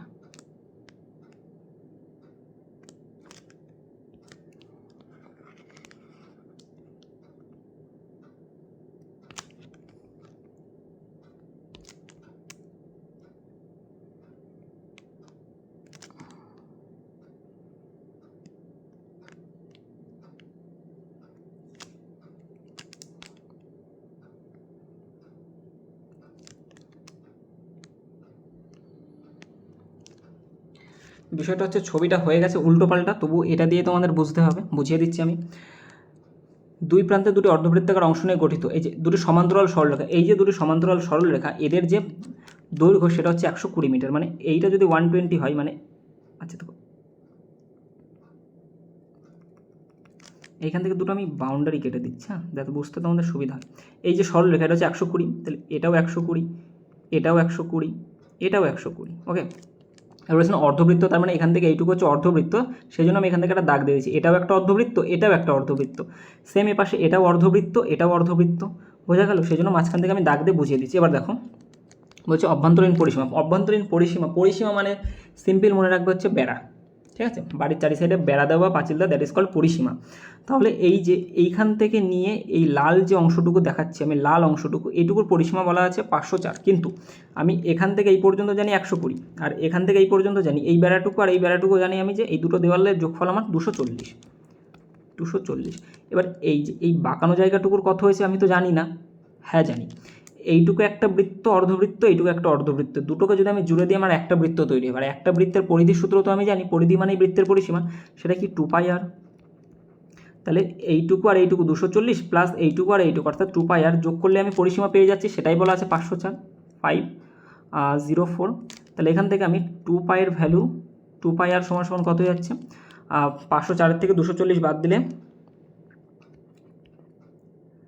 264 হয়ে যাচ্ছে, আর এখান থেকে আর এর ভ্যালু হয়ে যাচ্ছে 264 ইন্টু 22/7 মানে 7/22 ইন্টু 1/2। ওকে, দুইটা নিচে চলে আসে। ওকে, 22 দিয়ে যদি কাটি এটাকে, 11 দিয়ে তো কাটতে পারি, 11 দুখানে 22 হয়ে গেলো, 11 দিয়ে কাটলে 2 আর 4 24, তার মানে 2 দুখানে 4, 24টা কাটলে 6, আর 6 সাথে 42। তাহলে এই যে রেডিয়াস কত হয়ে যাচ্ছে আমার এখান থেকে? 42। কোনটা বলো তো? এইখান থেকে এই যে এর যে রেডিয়াসটা, এইটুকু হচ্ছে আমার 42। ওকে, এইটুকু কত? 42। এটা তো আমার কেন্দ্র, এটা এই ছোট বৃত্তের কেন্দ্র, এটাই আবার সেই বড় বৃত্তেরই কেন্দ্র। আর বলেছিল যে প্রস্থ সর্বদাই 18 মিটার, ওকে, সর্বদা 18 মিটার। এই যে রাস্তাটা আছে এখান থেকে এইটুকুর ভ্যালু যেটুকু, এখান থেকে এইটুকুর ভ্যালু সেটুকু। সে তো আমার মানে আমি ব্যাপক আঁকিয়ে তো হেভি পেইন্টার, আমি পেইন্টার না মানে ছবি আঁকতে পারি, সেই জন্য আমার এখানে বেশি হয়ে গেছে, এখানে কম হয়ে গেছে। অ্যাকচুয়ালি চারিদিকটাই আমার সমান। তাহলে এইটুকু মনে রাখবে 18, এইখানেও 18। তাহলে বলো তো এইটুকু যদি 42 হয় তাহলে এখান থেকে এই পর্যন্ত কত হয়ে যাবে আমার? 50 হয়ে যাবে। তাহলে দেখো বড় বৃত্তের যে রেডিয়াসটা সেটা কিন্তু আমি 50 পেয়ে গেলাম, ওকে। তাহলে বড় বৃত্তের রেডিয়াস কত পেয়েছি আমি? 50 পেয়ে যাচ্ছি, কারণ এইভাবে নয়, 42 প্লাস 18 সেটা 60 হয়, 50 না, ওকে। কত হয়ে গেল? 60। এবার বলেছি কি বড় বৃত্তের বাহ্যিক পরিসীমা, ওকে। দেখো এই 100 এই 100 তো দুজনের সেমই থাকবে, তাহলে 240 প্লাস 2 পাই আর, ওকে। আর 2 পাই আর এর ভ্যালু তো আমি জানি, এখানে 2 গুণ 22/7 গুণ 60, এটার ভ্যালু কত হবে সেটা বের করতে বলেছে। 240 প্লাস এখান থেকে হয়ে যাচ্ছে আমার 22 দোকানে 6 দোকানে 12, 12 দোকানে 24, 4 হাতে থাকে 2, 12 দোকানে 24 আর 2 26, 2640/7, তাহলে 240 প্লাস 3 7 যদি কাটি, 3 7 21 থাকে হচ্ছে আমার 21 মানে 5, 7 7 49 থাকে হচ্ছে আমার 49 মানে 4 রাখে 5 50, 7 7 49, 377.49 হবে, ঠিক আছে। 377.14 দেখো 49 থাকে তো 1 থাকে, আমাদের 1-এর জন্য পয়েন্ট দিলাম, দুটো শূন্য নিয়ে নিলাম এখানে, তাহলে 7 14 98, আবার 2 পড়ে থাকে, সেই ওই বাড়তেই থাকবে। তাহলে আমি 377.14 লিখতে পারি। আর 240 আর 377কে যোগ করলে হয়ে যায় 300 200 500, আর 40 আর 77 হচ্ছে 117, 617, 1617। আচ্ছা 617.14, এটাকে যদি আমি সোজা করে লিখি মানে একটু বেশি করেই লিখি, নিকটতম দশকে বলো তো 617-এর কাছাকাছি কি আছে? 600 আছে, 620 আছে, 610 আছে, কাছাকাছি কি 20 কাছে না 10 কাছে? অবশ্যই 20 কাছে, তাহলে 620 কারেক্ট আনসার হয়ে যাবে আমার অপশান সি, ওকে। 9 দাগ, 240 মিটার এবং 180 মিটার মাত্রা বিশিষ্ট একটি আয়তকার জমির চারপাশে 10 মিটার প্রস্থের একটি সরু অংশ খোঁড়া হয় এবং খোঁড়া মাটি জমির ওপর সমানভাবে ছড়িয়ে দেওয়া হয়, ফলে জমির উচ্চতা 25 সেমি বৃদ্ধি পায়। খোঁড়া অংশটির গভীরতা কত? মোটামুটি ভালো কোশ্চেন একটা, ওকে।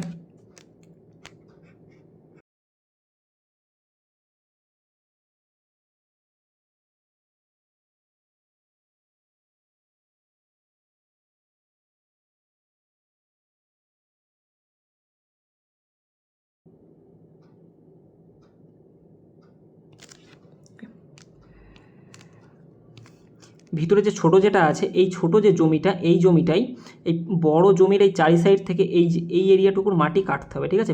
মাটি কেটে গর্ত হয়ে যাচ্ছে, তাহলে সেই যে এক্সট্রা মাটিটুকু সেটুকু এর উপরে দেওয়া হবে, এই ছোট জমিটার উপরে দেওয়ার ফলে ছোট জমিটা দেখো, ছোট জমির উপরে যখন মাটি দেবে, মাটি যখন তুমি দেবে ধীরে ধীরে নিশ্চয়ই উঁচু হতে থাকবে ওটা, অর্থাৎ 3D ফিগার হয়ে যাচ্ছে, ওকে। অ্যাকচুয়ালি এটা একটা 3D ফিগার, কিন্তু এখানে 2D হিসেবে দেখাচ্ছি তোমাদের। তাহলে ছোট যে তোমার জমিটা তার হচ্ছে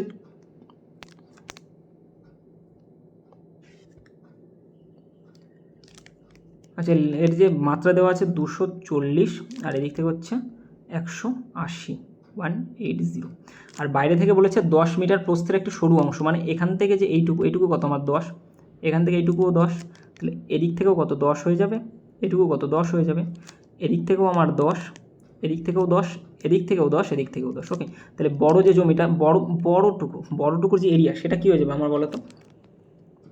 বড়টুকুর এরিয়া কী হয়ে যাচ্ছে বলো তো? এদিক থেকে 10 বেড়েছে, এদিক থেকে 10 বেড়েছে, তার মানে এইটুকু হয়ে যাচ্ছে আমার 200, এদিক থেকে 10 বেড়েছে, এদিক থেকে 10 বেড়েছে, তার মানে 260, ওকে। তাহলে বড়টা কত হয়েছে? 260। এবার যদি বলি আমি এই সাইডের ক্ষেত্রফলটা বের করো তো, তুমি কী করে বের করবে বলো তো? যেই জায়গাটুকু আমি মার্ক করছি, এই জায়গাটুকু তো আমার গর্ত, কারণ এই জায়গাটুকুই খোঁড়া হচ্ছে, খুঁড়ে মাটিটুকু দেওয়া হচ্ছে আমার ভিতরের জমিতে, এই জায়গাটুকুর মাটি খুঁড়ে আমাকে ভিতরের জমিতে দিতে হচ্ছে। তাহলে এই জায়গাটুকুর ক্ষেত্রফল আমি আগে বের করবো। কী করে বের করবো? এই বড় যে জমিটা, এর থেকে যদি আমি ছোট জমিটার ক্ষেত্রফল বাদ দিয়ে দিই, তাহলে আমার এইটুকু জায়গার ক্ষেত্রফল পড়ে আছে, মানে পড়ে থাকবে আর কি। তাহলে বড়টার ক্ষেত্রফল কত? 260 ইন্টু 200, ওকে। দৈর্ঘ্য ইন্টু প্রস্থ হচ্ছে ক্ষেত্রফলের সূত্র। এটা গেল বড়টা, এর থেকে আমি বাদ দেবো তোমার 240 ইন্টু 180, ওকে। এইটুকু বাদ দিলে আমি কী পেয়ে যাচ্ছি? ভিতরের টুকুর ক্ষেত্রফল। এইবার কথা হচ্ছে এই মাটিটুকু দেওয়া হয়েছে আমাকে এই জমির ওপরে, ওকে।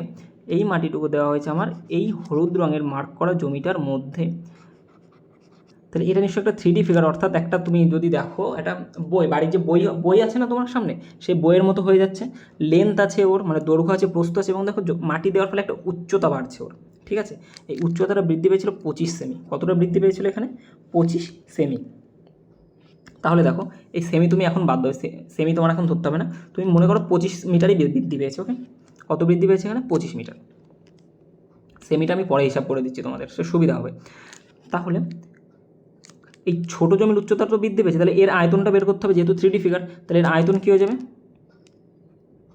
240 ইন্টু 180 ইন্টু উচ্চতা, length into breadth into height, অর্থাৎ 25। ওকে, আর এই যে আয়তনটা, এই আয়তনটা এসেছে কোথা থেকে বলো তো? এই আয়তনটা এসেছে কোথা থেকে? এই সাইডের যে মাটিটুকু, এই মাটিটুকু কেটে এর উপরে দেওয়ার ফলে এসছে হাইটটা। ওকে, তাহলে এইটুকুর আমার ক্ষেত্রফল কী ছিল তখন?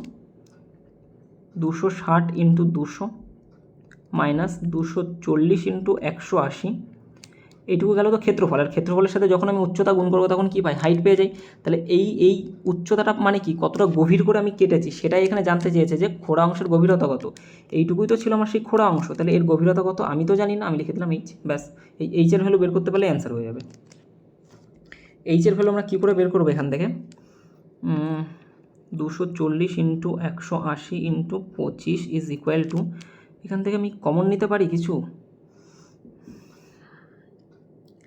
এখান থেকে কমন 226 ইন্টু 2 মানে 52, 52 পরে আরও 3টে শূন্য মানে 52,000। এখান থেকে দেখো 100 কমন নিতে পারি আমি, 100 কমন নাও। কমন নিলে এখানে আমার পড়ে থাকছে দেখো 260 ইন্টু 2, ঠিক আছে, 260 ইন্টু 2 মাইনাস, আর 240 ইন্টু 180, অর্থাৎ দেখো এখান থেকে 100 মানে দুটো শূন্য চলে যাবে, তার মানে 24 ইন্টু 18 পড়ে থাকে। ওকে, ইন্টু এইচ। আর এই 100 থেকে এই 0 আর এদিক থেকে তুমি একটা শূন্য কেটে দিতে পারো। ক্লিয়ার হয়েছে এটুকু? এবার তোমাকে সলভ করতে হবে। 24 ইন্টু 18 ইন্টু 25 এইভাবেই রাখো।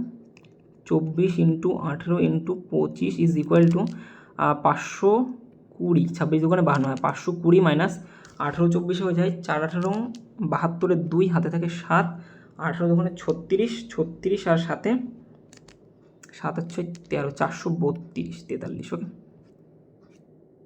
Two H. ঠিক আছে, তাহলে এইচ সমান সমান কত হয়ে যাচ্ছে এখান থেকে দেখো? 24 ইন্টু 18 ইন্টু 25, ঠিক আছে। আর ওপাশে যদি আমি বিয়োগ করি, এটাকে বিয়োগ করলে 88 হবে, আর এদিকে আসলে ভাগ হয়ে যাবে, অর্থাৎ 88। ক্লিয়ার হয়েছে এটুকু? আচ্ছা, কাটাকাটি 8 দিয়ে গেলে এটা 8 11 88, 8 দিয়ে গেলে এটা 3 8 24, তাহলে এটা হচ্ছে 3 18 54, 54 ইন্টু 25 54 ইন্টু 25/11, 4 25 100 শূন্য হাতে থাকে আমার 10, 5 25 100, 5 25 125 আর 10 135, 1350/11। আচ্ছা দেখো, এটা এখানে একটা সেমি ছিল না? সেমিকে যদি আমি মিটার করতে যাই তাহলে আমাকে কী করতে হবে? 100 দিয়ে ভাগ দিতে হবে, ভাগ 100। এক কাজ করে এটার আগে বের করে নাও তুমি, ঠিক আছে, তাহলে সুবিধা হবে। এটাকে ভাগ করে যদি বের করে নিই, 13কে 13 থাকে হচ্ছে আমার 2, 11 দুগুণে 22 থাকে 3, 11 দুগুণে 22 থাকে হচ্ছে আমার 8 80, মানে 8 11 হ্যাঁ 7 11 77, 122.7। আর নিচে কি একটা 100 আসবে তো, কারণ আমি ওটাকে সেমিতে নিয়েছিলাম, বাট চেয়েছো তো আমার মিটারে, সেমির থেকে মিটারে কনভার্ট করতে গেলে 100 দিয়ে ভাগ করতে হবে। 100 দিয়ে ভাগ করা মানে আরও 2 ঘর আগে, অর্থাৎ 1.22 মানে 1.23 আমরা কনসিডার করতে পারি, ঠিক আছে। অপশান ডি হয়ে যাবে কারেক্ট অ্যান্সার। 9 অ্যান্সার কি? Option D. 10 দাগ কী বলেছে? একটি রেক্ট্যাঙ্গুলার অ্যাকোয়ারিয়াম, ওকে, এত মাত্রা বিশিষ্ট একটি আয়তকার অ্যাকোয়ারিয়ামের 80% উচ্চতা জলে ভরা আছে। যদি 20 সেমি বাহু বিশিষ্ট একটি কঠিন ধাতব ঘনককে সম্পূর্ণভাবে ডোবানো হয়, তবে জলের স্তর কতটা বৃদ্ধি পাবে? জলের স্তর কতটা বৃদ্ধি পাবে? যতটা হচ্ছে তোমার ঘনকের আয়তন, ঠিক ততটাই বৃদ্ধি পাবে। ওকে, যতটা হচ্ছে তোমার ঘনকের আয়তন ততটাই তোমার জলের স্তরটা বৃদ্ধি পাবে। এটা হচ্ছে তোমার একটা অ্যাকোয়ারিয়াম, ঠিক আছে, এর মধ্যে একটা কঠিন ধাতব ঘনককে সম্পূর্ণভাবে ডোবানো হচ্ছে।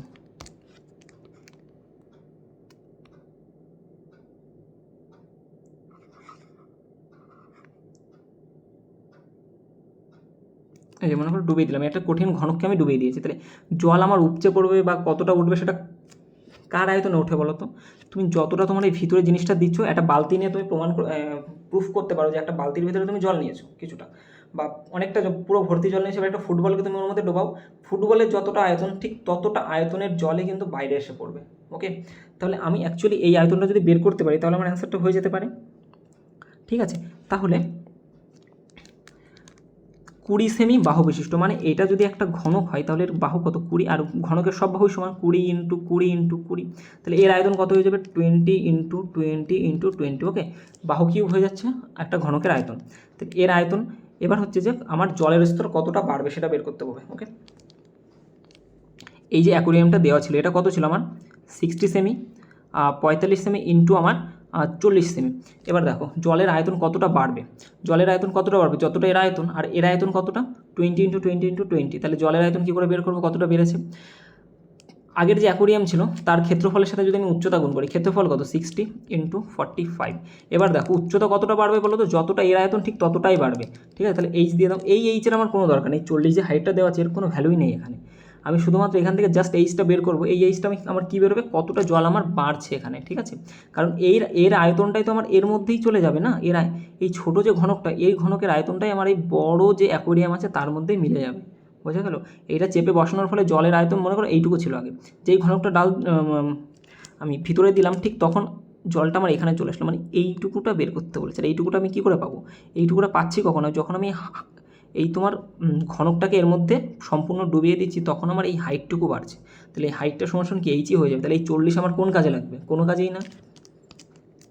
তাহলে 20 20 20, আচ্ছা এখান থেকে এইচের ভ্যালু কী হয়ে যাবে বলো তো, 20 গুণ 20 গুণ 20 বাই 60 গুণ 45, 0 0 3, 45 মানে 5 দিয়ে কাটলাম 9, 5 দিয়ে কাটলাম 4, 4 20 80 বাই 3 নং 27, 3 27 কত হয়ে যায় 81 হয়ে যায় না, তাহলে এটা তো 81 আছে, 81 তো নেই 80 আছে, তাহলে 81 থেকে জাস্ট কম, তাহলে 3-এর থেকেও জাস্ট কম 2.96।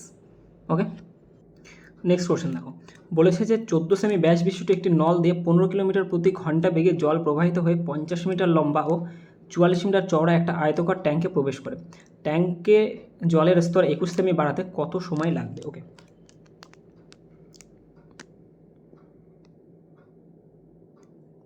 এখানে একটা পাইপ আছে, ঠিক আছে, এই পাইপ দিয়ে জল প্রবাহিত হচ্ছে, আর জল প্রবাহিত হয়ে আসছে কোথায়,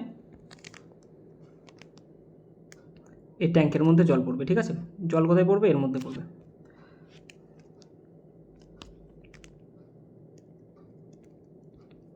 জলের মধ্যে পড়বে, বলছি 14 সেমি ব্যাস বিশিষ্ট, এইটার যে ব্যাস সেটা কত আছে 14, তার মানে রেডিয়াস কত হয়ে যাবে আমার 7 সেমি। ওকে, এরপর হচ্ছে নল দিয়ে 15 কিলোমিটার প্রতি ঘন্টা বেগে প্রবাহিত, দেখো এর আয়তন আমার বের করতে হবে, কারণ জল এখান থেকে এইটুকুর মধ্যে দিয়েই আসবে। ঠিক আছে, জল এখান থেকে এইটুকুর মধ্যে দিয়ে আসবে।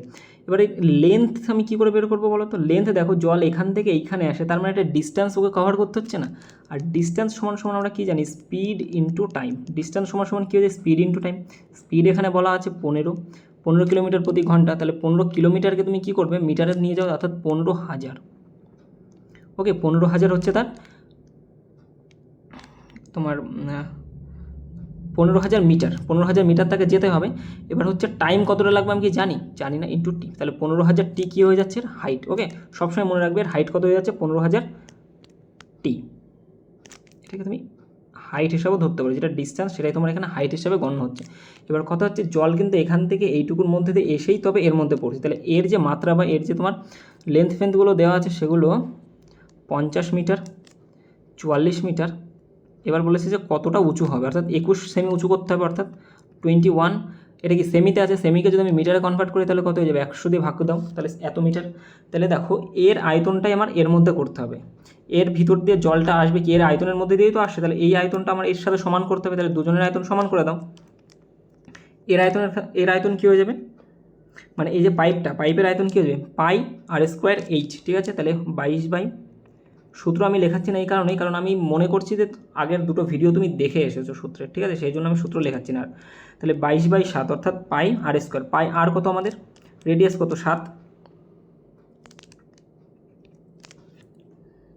আচ্ছা 7 এখানে তো সেমিতে ছিল না, 7 সেমিতে ছিল, তো এটাকে মিটারে কনভার্ট করে দাও 100 ইন্টু 7/100। ওকে, এটা সেমি সমান সমান 7/100 মিটার। ওকে, পাই আর স্কোয়ার এইচ, হাইট কত আমাদের এইটাই তো আমাদের এইচ না, তো 15,000 ইন্টু টি অর্থাৎ 15,000 টি, এটার ভ্যালু কত বলা হচ্ছে এখানে, তাহলে এর আয়তন আর এর আয়তন সমান হয়ে যাবে, অর্থাৎ 50 ইন্টু 44 ইন্টু তোমার 21/100, 100। ওকে, 50 × 44 × 21/100। এবার কাটাকাটি করো এখান থেকে। 100 100 তো কেটে গেল, এই সাথে কেটে গেল। 22 দিয়ে যদি 44কে কাটি তাহলে 2 হয়ে যাচ্ছে, 7 দিয়ে যদি একে কাটি তাহলে 3 হয়ে যাচ্ছে।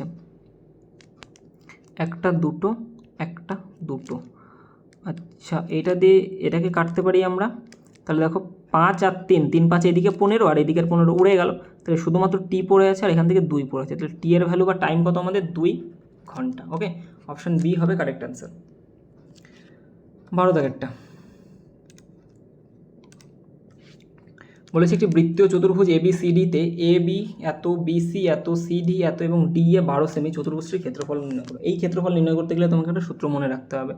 সূত্রটা একদমই সোজা, ছোটোবেলা থেকে তোমরা করে এসেছো। ওকে, ছোটোবেলা থেকে মানে এইটা করে আসুন, এর মতো দেখতে আর একটা করে এসছো। হিরোস ফর্মুলা মনে আছে? হিরোস ফর্মুলা ওই যে রুটের মধ্যে s × s - 1 × s - b × s - c, মানে s - a × s - b × s - c, ওটা আছে না? ওই ফর্মুলাটাই হচ্ছে এখানে কাজে লাগে। ঠিক আছে, প্রথমে তোমাকে কী বের করতে হবে? প্রথমে তোমাকে অর্ধপরিসীমা বের করতে হবে। অর্ধপরিসীমা আমরা কী করে বের করি? সমস্ত বাহুগুলোর যোগফল, অর্থাৎ যদি বাহু দেওয়া থাকে, একটু লিখে দিই।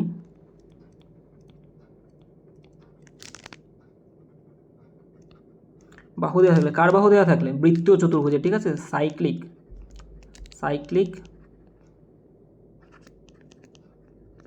কোয়াড্রিলেটারের যদি তোমার বাহু দেওয়া থাকে তাহলে তুমি ক্ষেত্রফল কী করে বের করবে? প্রথমে অর্ধপরিসীমা, অর্থাৎ a + b + c, এরা তো তোমার চতুর্ভুজ, তাহলে 4টে থাকবে a + b + c + d, by কী হয়ে যাবে তোমার 2। ওকে, এটা হলো অর্ধপরিসীমা। আর এরিয়া কী হয়ে যাবে আমাদের? এরিয়া বা ক্ষেত্রফল রুটের মধ্যে s ইন্টু লিখি না আমরা, এখানে শুধু এসটা বাদ দিয়ে দেবে। জাস্ট শুরু থেকে s - a b c - d। ওকে, ব্যাস হয়ে গেল। তাহলে এখান থেকে s সমান আমরা কত পেয়ে যাচ্ছি বলো তো? 10 + 14 + 8 + 12, আর নিচে আমার হয়ে যাচ্ছে 2। 12 আর 8 20, 20 30 40 44/2 মানে 22। ওকে, কত হয়ে যাচ্ছে? 22। তাহলে এবার রুটের মধ্যে আমি কী লিখবো? 22 থেকে a অর্থাৎ 10 মাইনাস যাবে, দ্যাট ইজ 12 ইন্টু 22 থেকে 14 বাদ গেলে 8 ইন্টু 22 থেকে 8 বাদ গেলে 14 ইন্টু 22 থেকে 12 বাদ গেলে 10।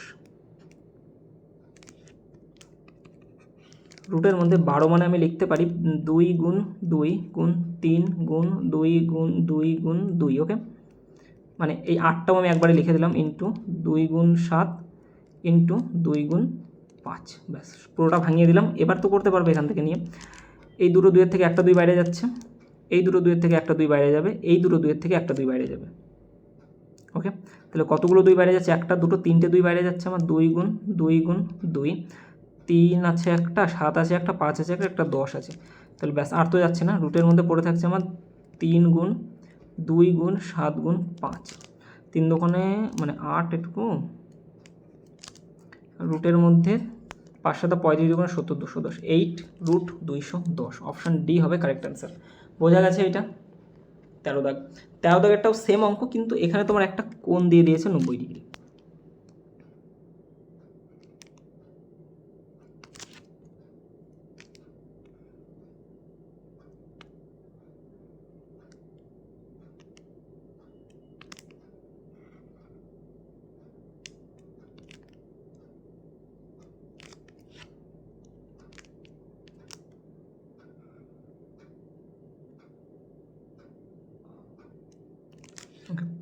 দেখতে পাচ্ছ কোনটা 90 ডিগ্রি? আমার সি কোণটা, অর্থাৎ এই কোণটার মান লিখে দিচ্ছি সি, যেটা হচ্ছে 90 ডিগ্রি। আচ্ছা, এবি 36, বিসি 42, সিডি 40 আর এডি হচ্ছে তোমার 36। তাহলে এক কাজ করো, এটার নাম দিয়ে দাও এ, এটা বি, এটা সি তো আছে, এটা ডি। ওকে, তাহলে দেখো বলা আছে কি কি, যে এবি 36, এবি এটা আমার 36, তারপরে বিসি হচ্ছে আমার 42 42, এটা হয়ে যাচ্ছে আমার 40, এটা হয়ে যাচ্ছে আমার 36। তাহলে দেখো এই বি সি ডি তো একটা সমকোণী ত্রিভুজ হয়ে যাচ্ছে না? এখান থেকে যদি একটা আমি দাগ যদি টেনে দিই, এদেরকে যদি কর্ণ বানিয়ে দিই আমি, তাহলে দেখো বি সি ডি একটা সমকোণী ত্রিভুজ, বি সি ডি সমকোণী ত্রিভুজ। আর এটা 42, এটা 40, তাহলে এটা কত হয়ে যাবে বলো তো? 42 40, এটা কত হয়ে যায়? এটা হয়ে যাবে আমার 58। এবার কথা হচ্ছে, তুমি তো মুখস্থ করো না, তোমাদেরকে বারবার বলেছিলাম আমি ট্রিপলেট মুখস্থ করতে, তোমরা তো করোনি। একটা ট্রিপলেট এরকমও আছে দেখবে, তোমার 20, 21, 29, তাহলে 20 ডবল কত 40, 21-এর ডবল কত 42, তাহলে 29-এর ডবল কত 58, 20, 21, 29 যদি একটা ট্রিপলেট হতে পারে তাহলে দেখো 40, 42, 58 হবে, কারণ 40 এখানে দেওয়া আছে ভূমি, 42 হয়ে যাচ্ছে লম্ব, তাহলে এটা কত হয়ে যাবে 58 হয়ে যাবে, তাহলে আমি সিদ্ধা পেয়ে গেলাম আমার এই বাহুটা কত 58। ওকে, এবারে একটা জিনিস দেখো, এই ত্রিভুজটা যদি দেখো এ বি এবং ডি, এ বি ডি ত্রিভুজের দেখো এই বাহুটাও 36, এই বাহুটাও 36, মানে সম দ্বিবাহু ত্রিভুজ। তাহলে এখান থেকে যদি আমি এর মিড বরাবর এ থেকে যদি এই বাহুর ওপর মিড বরাবর একটা লাইন আমি টেনে দিই 90 ডিগ্রি, দেখো কাণ্ড,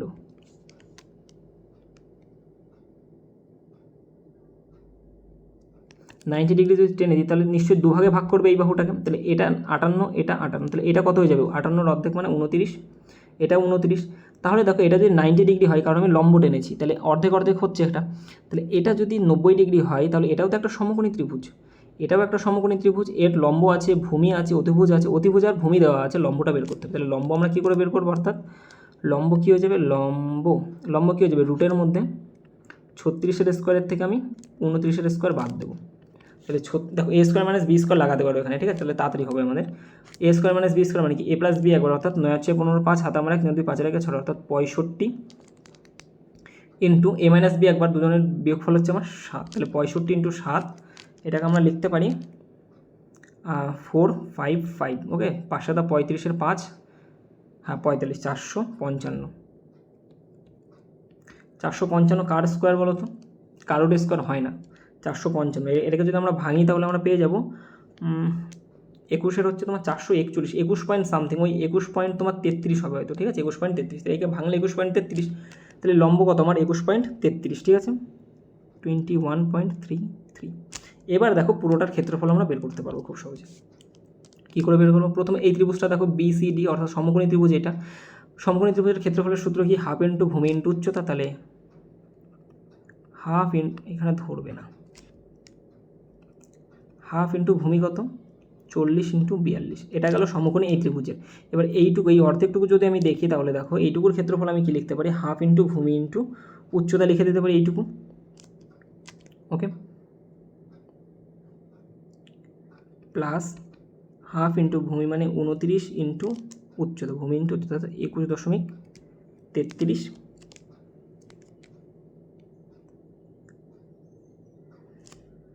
আচ্ছা এরকম তো দুটো আছে না, এই একটা আছে, একটা আছে, তাহলে আবার তুমি 2 দিয়েই গুণটা দিয়ে দাও,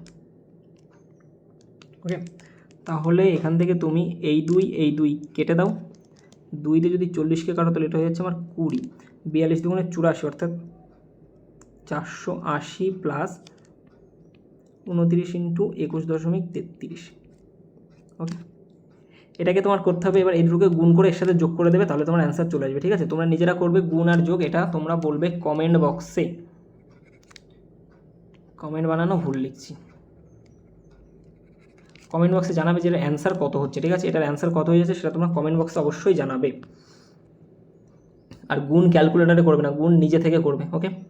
নেক্সট 14 দাগ দেখো, 14 দাগ কী বলেছে যে 12 সেমি ব্যাসার্ধ বিশিষ্ট ও 14 সেমি উচ্চতা বিশিষ্ট একটি শঙ্কুর আকৃতির পাত্রে জল উপচে পড়ার মতো পূর্ণ, এতে একটি গোলক নামানো হলে গোলকটি শঙ্কুর পার্শ্বে স্পর্শ করার সময় ঠিক সম্পূর্ণভাবে নিমজ্জিত হয়, উপচে পড়া জলের আয়তন ও পাত্রে অবশিষ্ট জলের আয়তনের অনুপাত কত, অঙ্ক দেখতে যতটা সোজা লাগছে অঙ্কটা ঠিক ততটাই টাফ, কঠিন বলবো না, একটু ক্যালকুলেটিভ, ঠিক আছে, আমি বোধ হয়, আমার ঠিক খেয়াল নেই, আমি মনে হয় সিজিএলে এই অঙ্ক দেখেছিলাম একবার, সিজিএলের কোনো একটা পেপারে পিআইকিউ করছিলাম যখন, তখন দেখেছিলাম এই ধরনের একটা অঙ্ক।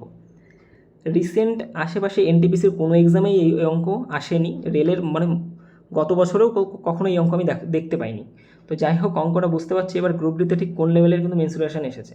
আর আমি একটা কথা বলি, আজকে ভিডিওটা একটা পার্টে দেওয়া সম্ভব নয় কারণ প্রচুর বড় হয়ে যাবে, ঠিক আছে, তো ভিডিওটা সম্ভবত মেন্সুরেশনের কমপক্ষে দুটো পার্ট হবে, তো আজকে ফার্স্ট পার্ট আসবে, পরের পার্ট 2 দিনের মধ্যে চলে আসবে, তো প্রথম পার্টটা নিজেরা পারলেও কমপক্ষে 2 থেকে 3 বার তোমরা কিন্তু প্র্যাকটিস করবে, ভালো হবে, ঠিক আছে, সে ভিডিও দেখে করো নাই করো, অন্তত একবার তোমরা ভিডিও দেখে করো, বাকিটা তোমরা নিজেরা প্র্যাকটিস করবে, তারপরে যদি বেঁধে যায় আবার ভিডিও দেখে নিও, কিন্তু কমপক্ষে 2 থেকে 3 বার কিন্তু প্র্যাকটিস করে নিও, কারণ কিন্তু খুব ক্যালকুলেটিভ এসছে, পরের বছর যে আসবে না কিংবা সামনে যে এনটিপিসির এক্সাম আছে তোমাদের সেখানেও তো আসতে পারে এই ধরনের অঙ্ক, তখন কী করবে তোমরা, সুতরাং ভালোভাবে কিন্তু তোমরা করেছো, আর এই যে অঙ্কটা সেটা পরীক্ষার হলে ছাড়ার অঙ্ক, ঠিক আছে, পরীক্ষার হলে করতে গেলে টাইম লেগে যাবে, তবু আমি তোমাদেরকে সলভ করিয়ে দিচ্ছি, তোমরা বুঝে যাবে, ঠিক আছে? আমি তোমাদের সলভ করাচ্ছি, তোমরা বুঝে যাবে। তো আগে দেখো কিভাবে করছি। 12 সেমি ব্যাসার্ধ 16 সেমি উচ্চতা বিশিষ্ট একটি শঙ্কু আকৃতির পাত্রে জল উপচে পড়ার মতো পূর্ণ। এতে একটি গোলক নামানো হলে গোলকটি শঙ্কুর পার্শ্বে স্পর্শ করার ঠিক সময়ে সম্পূর্ণভাবে নিমজ্জিত হয়। উপচে পড়ার পর আয়তন ও পাত্রের অবশিষ্ট জলের আয়তনের অনুপাত নির্ণয় করো। একদম সোজা আছে।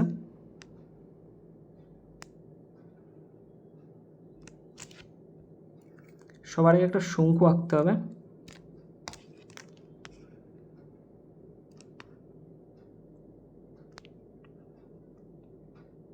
এই যে একটা শঙ্কু, এর মধ্যে একটা বৃত্ত হবে,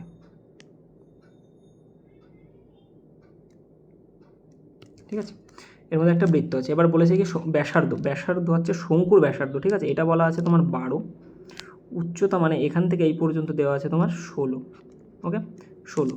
তাহলে এই দেখো এইটুকু 12 এইটুকু 16, তাহলে স্ল্যান্ট হাইট যেটা আছে তির্যক উচ্চতা, এটা কত হবে বলো তো? 16 12 কত হয়ে যায়? এর স্কোয়ার আর এর স্কোয়ার যোগ 16 স্কোয়ার 256 আর 144 অর্থাৎ 400, মানে এইটা হয়ে যাচ্ছে আমার 20, ওকে? স্ল্যান্ট হাইট কত? 20। আমার কাছে চেয়েছে কি উপচে পড়া জলের আয়তন। জলের আয়তন কতটা উপচে পড়বে বলো তো?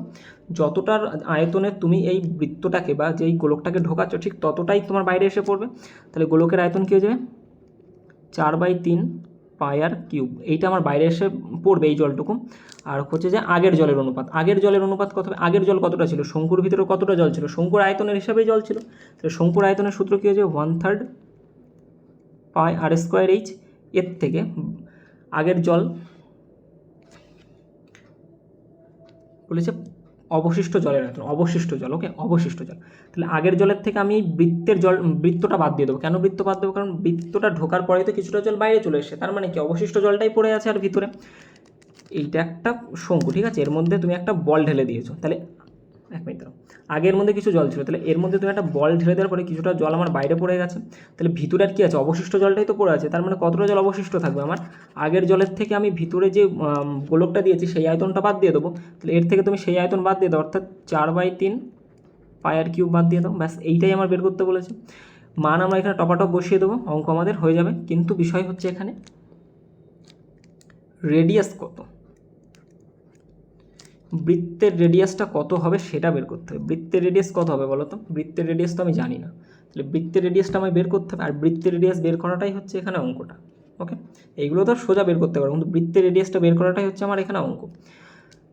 এই যে এখানে যে ফিগারটা লেখা আছে, এখানে আমি ফিগারটা আরেকবার আঁকাচ্ছি।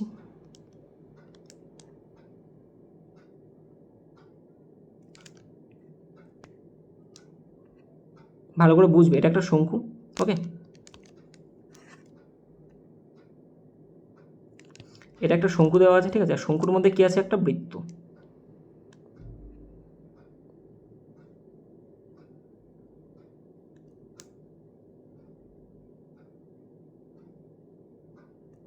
এই মনে করো শঙ্কুর মধ্যে একটা বৃত্ত আছে। শঙ্কুর যে রেডিয়াসটা দেওয়া ছিল এখান থেকে এই পর্যন্ত সেটা হচ্ছে 12। শঙ্কুর যে হাইটটা দেওয়া ছিল এখান থেকে এই পর্যন্ত সেটা কত দেওয়া ছিল? 16, ওকে? কত দেওয়া ছিল এটা?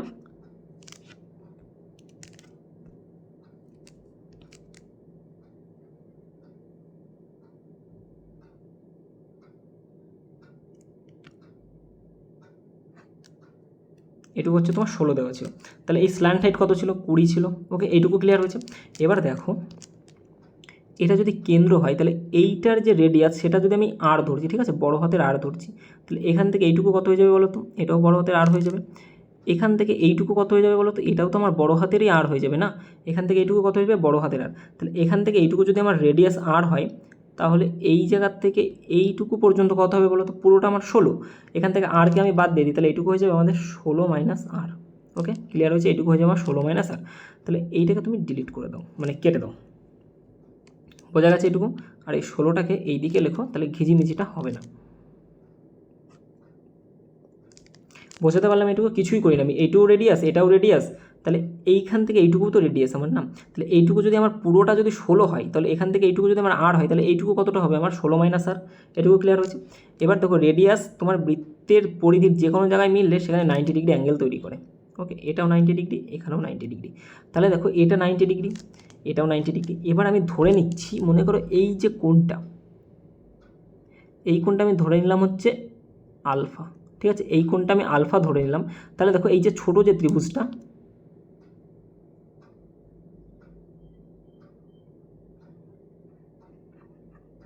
এই ছোটো ত্রিভুজের ক্ষেত্রে এই কোণটা আলফা। আবার যদি আমি বড় ত্রিভুজটা নিই, এই যে বড় ত্রিভুজটা নিই এখান থেকে এই পর্যন্ত, এই পুরো বড় ত্রিভুজটা, সেই ত্রিভুজের জন্য তো এই কোণটা আমার আলফা। তাহলে দুটো কোণের মান আমার সেম হয়ে যাচ্ছে, এখান থেকে বুঝতে পারছো, দুটো কোণের মান আমার সেম হয়ে যাচ্ছে। তাহলে এই কোণটা আমার আলফা, এই কোণটা আমার 90 ডিগ্রি। বড় ত্রিভুজের ক্ষেত্রেও দেখো এই কোণটা আমার আলফা, এই একটা কোণ 90 ডিগ্রি। তাহলে ছোটো ত্রিভুজের এই কোণটা আমার যা হবে, ছোটো ত্রিভুজের এই কোণটা আমার যা হবে, ধরে নাও এই কোণটা এক্স ডিগ্রি, তাহলে এই বড় ত্রিভুজের এই কোণটা আমার এক্স ডিগ্রি হবে। কারণ তিনটে কোণ, সে ছোটো ত্রিভুজ হোক আর ছোটো বড় ত্রিভুজ হোক, যে ত্রিভুজই হোক না কেন, যে কোনো ত্রিভুজের তিনটে কোণের সমষ্টি কত হয়ে যায় সবসময়, সবসময় হয়ে যায় আমার 180 ডিগ্রি। ওকে, এক সেকেন্ড দাঁড়াও। ওকে, তাহলে 180 ডিগ্রি হয়ে যাবে। তাহলে দেখো এই কোণটা যদি এক্স ডিগ্রি হয় তাহলে এই কোণটাও এক্স ডিগ্রি হবে, কারণ বাকি দুটো কোণের মান আমার সেম হয়ে গেছে। এই কোণটাও আলফা ছোটোটার ক্ষেত্রে, এই কোণটা আলফা বড়টার ক্ষেত্রে। এই একটা কোণ 90 ডিগ্রি, এই একটা কোণ 90 ডিগ্রি। তাহলে এখানে আমরা লাগাবো এবার সিমিলারিটি। সিমিলারিটি কীভাবে লাগাবো, তুমি এখান থেকে যদি দেখো এক্স আর আলফা যে কোণটা আছে, এই যে আলফা কোণ এক্স কোণ, আলফা কোণ এক্স কোণ, এই দুটো কোণের মধ্যে যে বাহুটা আছে তার দৈর্ঘ্য কত, 16 মাইনাস আর। তাহলে 16 মাইনাস আর, তাহলে এদিকে আলফার এক্স কোণ কোথায়, এই যে আলফা, এই যে এক্স, অর্থাৎ এই বাহুটার সাথে সমান হয়ে যাবে। তাহলে এই বাহুটার বা দৈর্ঘ্য কত আমার 20, তাহলে বাই 20, বোঝা গেল, সমান সমান। আচ্ছা, আর কোন একটা বাহু আমরা নেব এখান থেকে,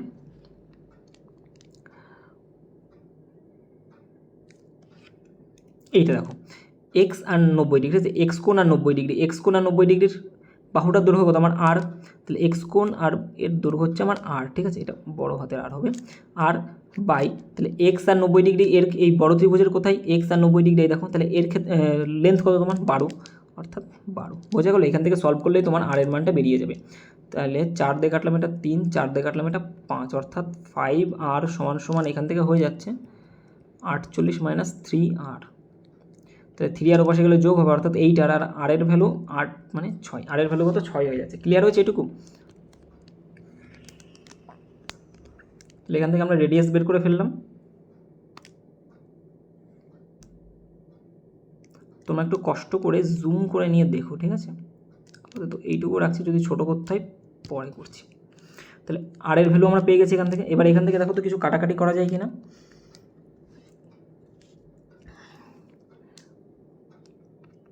4/3 পাই বড় হাতের আর কিউব ইস্টু, এখান থেকে আমরা কি কমন নিতে পারি, pi by cube, pi by 3 common নিলে এখানে আমার পড়ে থাকছে আর স্কোয়ার এইচ, এখান থেকে পড়ে থাকছে আমার আর স্কোয়ার এইচ মাইনাস, এখান থেকে আমার পড়ে থাকবে আর কিউব, আর 4 পড়ে থাকবে, অর্থাৎ 4 আর কিউব। ওকে, 4 আর কিউব। তাহলে দুদিক থেকে দেখো পাই 3 আমার কেটে গেল, 4 আর কিউব। ওকে, এবার এখান থেকে মান বসিয়ে দাও তুমি। 4 গুণ বড় হাতের আর মানে 6, 6 এর কিউব কত 216, 216 এখান থেকে আর স্কোয়ার কত আমাদের, ছোটো হাতের আর কত আমাদের 12, অর্থাৎ 144, 144 ইন্টু হাইট কত, হাইট বলেছে 16 ইন্টু 16 মাইনাস 4 গুণ আর এর কিউব মানে 216। আচ্ছা, এখান থেকে কাটাকাটি 36 দিয়ে কি কাটে, 36 দিয়ে পুরোটাকে কাটবে, ঠিক আছে, 36 দিয়ে যদি কাটিয়ে রাখে এটা হয়ে যাচ্ছে আমাদের 4, 6, 36 দিয়ে রেখে কাটলে এটা হয়ে যাচ্ছে 4 আর এটা হয়ে যাচ্ছে আমাদের 6। তাহলে 4 ছক 24 ইস্টু এখান থেকে 4 × 64 মাইনাস 4 ছক 24। ওকে, 64 মাইনাস 24 হয়ে যাচ্ছে এখান থেকে। আচ্ছা, আরও তো কাটে, দাঁড়া এক সেকেন্ড, যত কাটবে তত কাটবো আমরা এখান থেকে। এই 4 দিয়েও তো কাটাকাটি হয়, 4 দিয়ে যদি এই 4 কেটে গেল এই 4 দিয়ে, আর এখান থেকে ওই 4টা উড়ে গেল, তাহলে আমার পড়ে থাকছে 6:16 থেকে যদি আমার 6 চলে যায় তাহলে 10, অর্থাৎ 2 দিয়ে কাটলে 3:5। ওকে, কারেক্ট অ্যান্সার কী হয়ে যাবে 3:5, কোথায় সেটা অপশান বিতে। বোঝা গেছে অঙ্কটা? 15 দাগ বলেছে একটা ঘরের ভিত্তি বর্গাকার, যার উচ্চতা 10 ফিট, যার আয়তন এত, ঘরের 4 কোণে 4টে 25 ফিট স্কোয়ার, আচ্ছা 25 ফিট স্কোয়ার। ওকে, ক্ষেত্রফল দেওয়া আছে, ক্ষেত্রফল বিষয়টি কিউবিকল আছে, কিউবিকল দ্বারা দখল না করা অংশের দেওয়ালে ও ছাদ রং করতে হবে, মোট কত ক্ষেত্রফল লাগবে। আচ্ছা, ভাষাটায় আশা করছি তোমাদের হয়তো একটু সমস্যা হতে পারে, সেটা আমি বুঝিয়ে দিচ্ছি। এখানে দেখো, এটা একটা রুম, রুমের 4 কোণে এরকম করে 4টে পিলার দেওয়া আছে, ঠিক আছে, একদম ছাদের মেঝে থেকে উপর পর্যন্ত। আমাকে বলেছে যে এই পুরোটা রং করতে হবে। দেখো, পুরোটা রং করা মানে কি, আমরা পুরোটা একটা ঘরের কী কী রং করি, একটা ঘরের মেঝে তো আমরা রং করি না, আমরা রং করি 4টে দেওয়াল, তার সাথে সাথে উপরের ছাদটা। কী কী রং করি, 4টে দেওয়াল, তার সাথে সাথে উপরের ছাদ। এটুকু ক্লিয়ার হচ্ছে কী কী রং করি আমরা। তাহলে 4টে দেওয়ালের উপরে ছাদ রং করবো আমরা। আর কথা হচ্ছে যে 4 কোণে 4টে আমার পিলার দেওয়া আছে, ঠিক আছে, পিলার যে জায়গায় নেই সেই জায়গা রং করতে হবে আর ছাদ রং করতে হবে। তাই বলেছে, দেখো, কিউবিকল দ্বারা দখল না করা অংশের দেওয়াল, মানে এই এরিয়া এইটুকু রং করতে হবে, তার সাথে ছাদ রং করতে হবে। তাহলে কতটা ক্ষেত্রফল রং করতে হবে। আমাকে বলেছে কি, ঘরের বর্গাকার উচ্চতা 10 ফিট, যার আয়তন হচ্ছে এত। আয়তন কী করে বের করবো আমরা, ক্ষেত্রফলের সাথে উচ্চতা গুণ করবো। তাহলে ক্ষেত্রফল কত, কিছু বলা নেই, তাহলে এ স্কোয়ার লেখো, যেহেতু একটা বর্গাকার মানে এটা 4টে বাহুই সমান। তাহলে এ স্কোয়ার ইন্টু হাইট, এটার কত 2500। তাহলে এ স্কোয়ার সমান সমান হাইট কত দেওয়া ছিল, এখানে 10 ছিল, 10 লিখে দাও, 0 কাটো, কটা 0, 3টে 0 হবে তো, 0 কাটো। তাহলে এ স্কোয়ার মানে 25, অর্থাৎ এর ভ্যালু কত হয়ে যাবে বলো তো, এর ভ্যালু হয়ে যাচ্ছে এখান থেকে 50। ওকে, তাহলে এর যে বাহু কত আমার 50 ইউনিট করে বাহু, ঠিক আছে, বা 50 সেমি, 50 ফুট। ওকে, বাহু কত করে 50 করে। তাহলে এর লেন্থ আর ব্রেথ দুটোই তো সমান, লেন্থ যা সেটাই আমার ব্রেথ সেটাই আমার 50, ঠিক আছে, যেহেতু এটা একটা চৌকো বা বর্গাকার। এবার যদি আমাদের ওয়াল রং করতে হয় 4টে দেওয়াল, তাহলে 4টে দেওয়াল আমরা রং করব। 4টে দেওয়ালের ক্ষেত্রফল কী হয়ে যাবে বলো তো, 2 ইন্টু এল প্লাস বি, এটা হচ্ছে 4 দেওয়ালের ক্ষেত্রফল, 2 into L plus B into H, এটা হচ্ছে 4 দেওয়ালের ক্ষেত্রফল। ওকে, এর সাথে সাথে আমার আরও কি রং করতে হবে, আরও আমার ছাদ রং করতে হবে, প্লাস এল বি, এটা গেলো ছাদ রং করে দিলাম। এটা করলে তো আমি সব রং করে ফেললাম, কিন্তু আমাকে বলেছে তো পিলারগুলো বাদ দিতে হবে। তাহলে পিলারগুলো আমরা বাদ দেবো কী করে, এক একটা পিলারের ক্ষেত্রফল কত করে বলেছে ওরা, এক একটা পিলারের ক্ষেত্রফল বলেছে কই গেল 25 ফুট স্কোয়ার করে, ঠিক আছে, 25 ফুট স্কোয়ার করে হচ্ছে তাদের ক্ষেত্রফল। দেখো এবার এক একটা কিউবিকলের ক্ষেত্রফল বলা আছে 25 ফিট স্কোয়ার করে, তাহলে এটা কত আমার 25 ফিট স্কোয়ার। তাহলে যেহেতু এটা কিউবিকল, তাহলে এর বাহু কত হয়ে যাবে বলো তো, 5 5 25, অর্থাৎ বাহু হয়ে যাচ্ছে এটাও 5 এটাও 5, তবেই না আমার 25 ফিট স্কোয়ার হবে। এবার বলেছে এটুকু রং করা যাবে না, তাহলে তোমাকে বাদ দিতে হবে। তাহলে এই পাশের যে দেওয়ালটুকু আছে, এই দেওয়ালটা আমরা কী করে বের করি, লেন্থ ইন্টু ব্রেথ, ঠিক আছে, লেন্থ ইন্টু ব্রেথ। তাহলে দেখো এটার লম্বা হচ্ছে তোমার 25, লম্বা হচ্ছে তোমার 5 ইউনিট করে, ঠিক আছে, লম্বা হচ্ছে কত 5 ইউনিট করে। এইদিকে এইটুকু কত 5 ইউনিট করে, আর এর হাইট কতটা বলো তো, হাইট আমার সবার জন্যই সেম, যেটা 10 ইউনিট করে, ঠিক আছে। তাহলে দেখো এই পাশের এই লেন্থটুকু কত হবে 5 ইন্টু 10, অর্থাৎ 50 ইউনিট। এই পাশেরটুকুর লেন্থ কত হবে 5 ইন্টু 10 ইন্টু 50 ইউনিট। আর উপরের দিকে যে ছাদ আছে এই যে 25 ইউনিট, এইটুকু তো বাদ যাবে আমার, না, ছাদের এই 25 ইউনিট বাদ যাবে। ছাদের তো আমার রং করতে পারি না, আমার শুধুমাত্র এই খালি জায়গাটুকু রং করতে হবে, 4টে দেওয়াল আর উপরের এই খালি জায়গাটুকু। দেখো একটা ঘরের 4 কোণায় যদি এরকম 4টে পিলার থাকে, তাহলে তুমি ছাদের দিকে তাকিয়ে দেখো, ছাদটা এরকম টাইপেরই দেখতে হয়। ওকে, তাহলে ছাদ কত যাবে আমার 25 বাদ যাবে, প্লাস 25, এইটুকু হচ্ছে আমার পুরোটা বাদ যাবে, ঠিক আছে। আর এরকম কয় পিস আছে, 1 2 3 4টে, কতগুলো আছে এরকম 4টে, ইন্টু 4, ক্লিয়ার হয়েছে এটুকু, কতটা বাদ যাচ্ছে।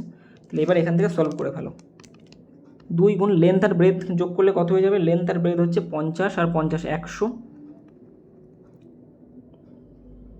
ইন্টু হাইট হচ্ছে আমার 10, প্লাস এল বি হচ্ছে আমাদের লেন্থ ইন্টু ব্রেথ, অর্থাৎ 50 ইন্টু 50 অর্থাৎ 2500, মাইনাস 50 50 100 125 মাইনাস 4, 125 4 হচ্ছে 400 500।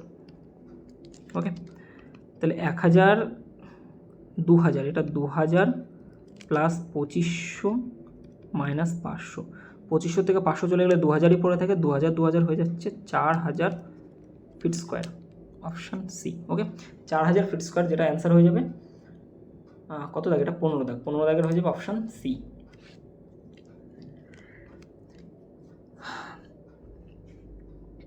8 ও 10 সেমি বাহু বিশিষ্ট একটি সমবাহু বহুভুজের কোণ এ ও কোণ এ ও বি হলে, আচ্ছা, সাইন এ আর এটা মান করো, 8 সেমি 10 সেমি বাহু বিশিষ্ট সমবাহু বহুভুজের কোণ এ ও বি হলে সাইন a/3 আর সাইন 5b/6 এর মান নির্ণয় করো। ওকে, ঠিক আছে, দেখো বহুভুজের বহিঃকোণ, ঠিক আছে, সমগ্র বহিঃকোণ, সমস্ত যে বহিঃকোণের যোগফল হয়ে যায় 360 ডিগ্রি। ওকে, একটা বহিকোণ কী হয়ে যাবে, একটা বহিকোণ হয়ে যাচ্ছে 360/n, একটা বহিকোণ এটা। আচ্ছা, একটা অন্তঃকোণ প্লাস বহিকোণ এর যোগফল হয়ে যাবে তোমার 180 ডিগ্রি সর্বদা, ঠিক আছে? কত ডিগ্রি হয়ে যায়, 180 ডিগ্রি। ব্যাস এটুকু হলেই আমরা অঙ্ক করতে পারবো। এবার দেখো এ এর ক্ষেত্রে, ঠিক আছে, এ এর ক্ষেত্রে আমরা কি করব, যেটা এ, তোমার বহিকোণ কী হয়ে যাবে, 360/8 = 45 ডিগ্রি। আচ্ছা, বি এর ক্ষেত্রে যদি আমরা বহিকোণ বের করতে চাই, তাহলে এটা হয়ে যাবে 360 ডিগ্রি বাই কত, 10, অর্থাৎ 36 ডিগ্রি। বোঝা গেল কত ডিগ্রি, 36 ডিগ্রি। তাহলে অন্তঃকোণ কত হয়ে যাবে এখান থেকে, অন্তঃকোণ কত হয়ে যাবে, অন্তঃকোণ আর বহিকোণ মিলে যদি 180 ডিগ্রি হয়, তাহলে অন্তঃকোণ কত, বহিকোণ তো 136 চলে গেল, অন্তঃকোণ হয়ে যাবে 144 ডিগ্রি। আর এটার ক্ষেত্রে অন্তঃকোণ হয়ে যাবে 135 ডিগ্রি, কারণ বহিকোণ কত আমার 45 ডিগ্রি, দুজনে মিলে যোগ করলে কত হয়ে যাবে আমার 360 ডিগ্রি, এই 180 ডিগ্রি। বোঝা গেছে এইটুকু? এবার বসিয়ে দাও এখানে কত আছে, সাইন a/3 আর কস, আচ্ছা দেখো এখানে স্কোয়ার হবে, ঠিক আছে, মিস্টেক হয়েছে, এটা স্কোয়ার হবে আর এখানে কিউব হবে, সাইন a স্কোয়ার। ওকে, তাহলে সাইন স্কোয়ার a/3, এ কত আমাদের, এর ভ্যালু কত আমাদের এখানে, এর ভ্যালু হয়ে যাচ্ছে তোমার 135 ডিগ্রি, ঠিক আছে, কত 135, 135/3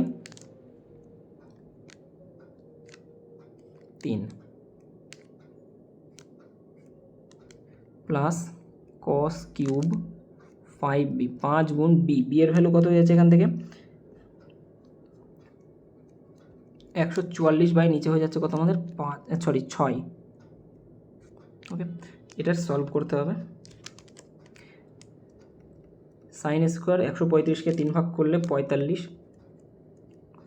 প্লাস কস কিউব 6তে যদি একে কাটি, 6 দোকানে 12 থাকে, 4 ছক 24, 5 24 120 ডিগ্রি, 120 ডিগ্রি। ওকে, কত ডিগ্রি, 120 ডিগ্রি।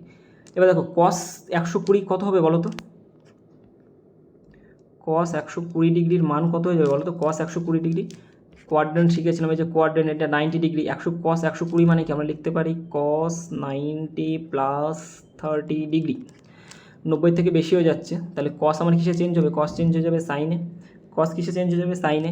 আর 90 ডিগ্রি থেকে বেশি মানে সেকেন্ড কোয়াড্রেন্ট, আর সেকেন্ড কোয়াড্রেন্টে সাইন আমার কী যায়, মাইনাসে হয়ে যায়, তাহলে মাইনাস, তাহলে কত, মাইনাস সাইন 30 ডিগ্রি। ওকে, তাহলে এটা হয়ে যাচ্ছে আমাদের কস 120 ডিগ্রিকে আমরা কেটে কি লিখতে পারি, সাইন স্কোয়ার 45 ডিগ্রি মাইনাস, আচ্ছা এই যে প্লাস ছিল আর এখান থেকে সাইনের এই মাইনাসটা, মাইনাস প্লাস মাইনাস হবে, তাই সেই জন্য minus sine 30 degree, sine cube 30 degree. Okay, sine square 45 degree, sine 45-এর ভ্যালু হয়ে যাচ্ছে 1/√2 তার হোল স্কোয়ার মাইনাস সাইন 30 ডিগ্রির মান হয়ে যায় হাফ মানে কিউব, এই যে কিউব ছিল তাই কিউব। এটা হচ্ছে 1/2 মাইনাস 1/8, 1/2 থেকে 1/8 বাদ দিলে পড়ে থাকে আমার 3/8। ওকে, কত হয়ে যাবে 3/8। আর এখান থেকে 8 লসাগু হবে, 8 মানে এখান থেকে 4 বিয়োগ 1 মানে 4 থেকে 1 চলে গেলে 3/8ই তো পড়ে থাকে না, তাহলে 3/8 হয়ে যাবে, কারেক্ট অ্যান্সার অপশন সি। ওকে, নেক্সট 17 দেখো, একটি সামান্তরিকের দুই সংলগ্ন বাহু হচ্ছে এত এবং এত, যেখানে এ হচ্ছে ছোট বাহু, বড় ও ছোট বাহুর মধ্যে মধ্যবর্তী লম্ব দূরত্ব এত এবং এত, সমান্তরিকের পরিসীমা নির্ণয় করো।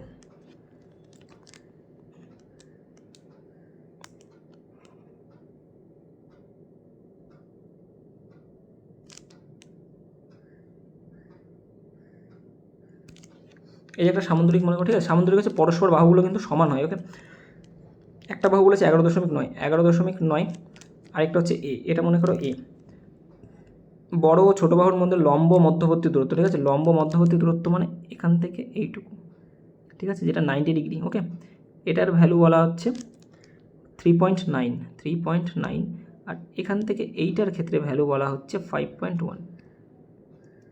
ওকে, 5.1 সামান্তরিকের পরিসীমা কত। ওকে, পরিসীমা বের করতে গেলে আমরা এর ভ্যালু দরকার, নাহলে এই পাশের বেড়াটা আমি দেবো কী করে, আর এর ভ্যালু আমরা কী করে পাবো, আমরা জানি সামান্তরিকের যে ক্ষেত্রফলের সূত্র, এর ক্ষেত্রফল তোমার base into height. Okay, B into H, base into height. তাহলে এখান থেকে বেস কত বলো তো, 11.9 ইন্টু হাইট কত 3.9, তাহলে এটাকেও তো আমি বেস হিসেবে কনসিডার করতে পারি আর এটাকেও তো আমি হাইট বলতেই পারি, তাহলে এটা সমান সমানই আমার হয়ে যাবে 5.1 ইন্টু এ। ওকে, 5.1 ইন্টু এ, তাহলে দুটোই আমার সমান। তাহলে এখান থেকে এর যে ভ্যালুটা সেটা আমি পেয়ে যাচ্ছি 11.9 ইন্টু 3.9 বাই 5.1। ওকে, এখান থেকে যদি কাটাকাটি করি, 17 দিয়ে কাটলে 3 17 51 অর্থাৎ 0.3, 17 দিয়ে কাটলে 7 17 119 অর্থাৎ 0.7। ওকে, 0.7 হচ্ছে এখান থেকে। এক কাজ করো, দুটোর থেকে তো পয়েন্ট আমি তুলেই দিতে পারি, তাহলে এই পয়েন্ট উঠেই গেল। 3 দিয়ে কাটলে 1.3, 3 তেরং 39, এটা 7 অক্ষরে 7 তেরং 91 অর্থাৎ 9.1। তাহলে এর ভ্যালু এখান থেকে আমি পেয়ে যাচ্ছি 9.1। বেশ ক্লিয়ার। তাহলে আমার এখান থেকে বের করতে হবে সামন্তরিকের পরিসীমা, যেটা হচ্ছে আমার 2 ইন্টু দৈর্ঘ্য প্লাস প্রস্থ। 2 গুণ দৈর্ঘ্য কত আমাদের 11.9 প্লাস প্রস্থ কত, এর ভ্যালু 9.1 অর্থাৎ 9.1।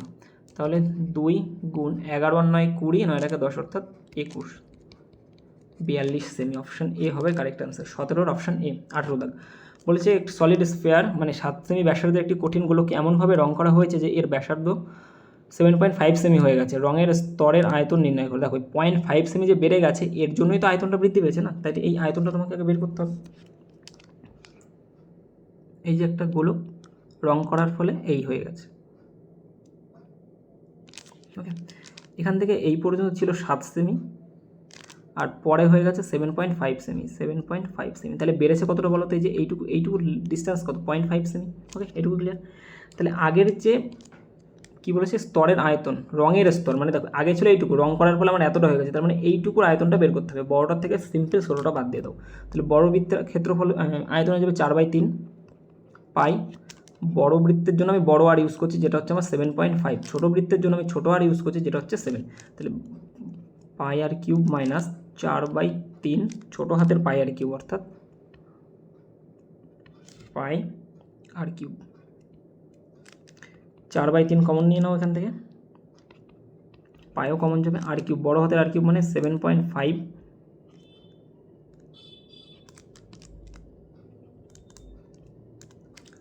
7.5 কিউব মাইনাস 7 কিউব। ওকে, এ কিউব মাইনাস বি কিউবের সূত্র মনে আছে? এ কিউব মাইনাস বি কিউবের সূত্র A minus B into A square plus B square plus A B. Okay, simple এটা করে দাও। এ মাইনাস বি মানে কি 7.5 মাইনাস 7, 4/3 গুণ 22/7 ইন্টু 7.5 থেকে 7 চলে গেলে 0.5 ইন্টু, এক কাজ করো এটার ভ্যালুটা এইখানে ঘিজিমিজি না করে এইখানেই বসাও।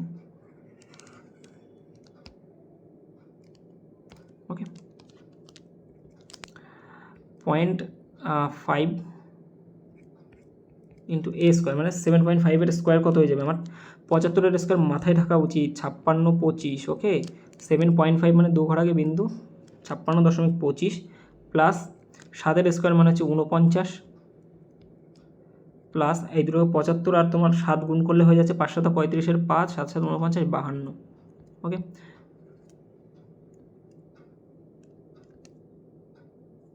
এত উল্টোপাল্টা কালি পড়ে না, ভালো লাগে না। 52.5। ওকে, দেখো এইগুলোকে করতে হবে যোগ, ঠিক আছে? 56 আর 52 25, এইগুলোকে যোগ করলে হয়ে যাচ্ছে 157.75। ওকে, 157.75 আর এটা 0.5 আছে, তাহলে 0.5কে তুমি হাফ লিখে দাও ইন্টু 157.75। ক্লিয়ার হয়েছে এটুকু? আর এটুকুর অ্যান্সার যেটা হবে সেটাই তোমাকে এখানে লিখতে হবে। কাটাকাটি যাচ্ছে এখান থেকে, 2 যদি কাটি তাহলে এটা হয়ে যাচ্ছে 2, আর তো কাটাকাটি যাচ্ছে না, তাহলে উপরে আমার গুণ করলে হয়ে যাচ্ছে 6941 বাই নিচে 3 7 21।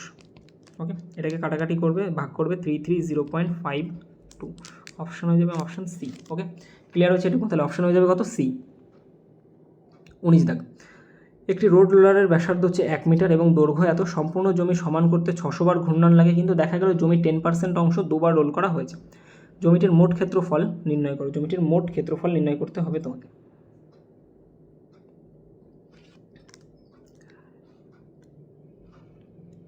রোড রোলার নিশ্চয়ই যেন একটা চোঙের মতো হয়। ওকে, একটা চোঙের মতো হয়।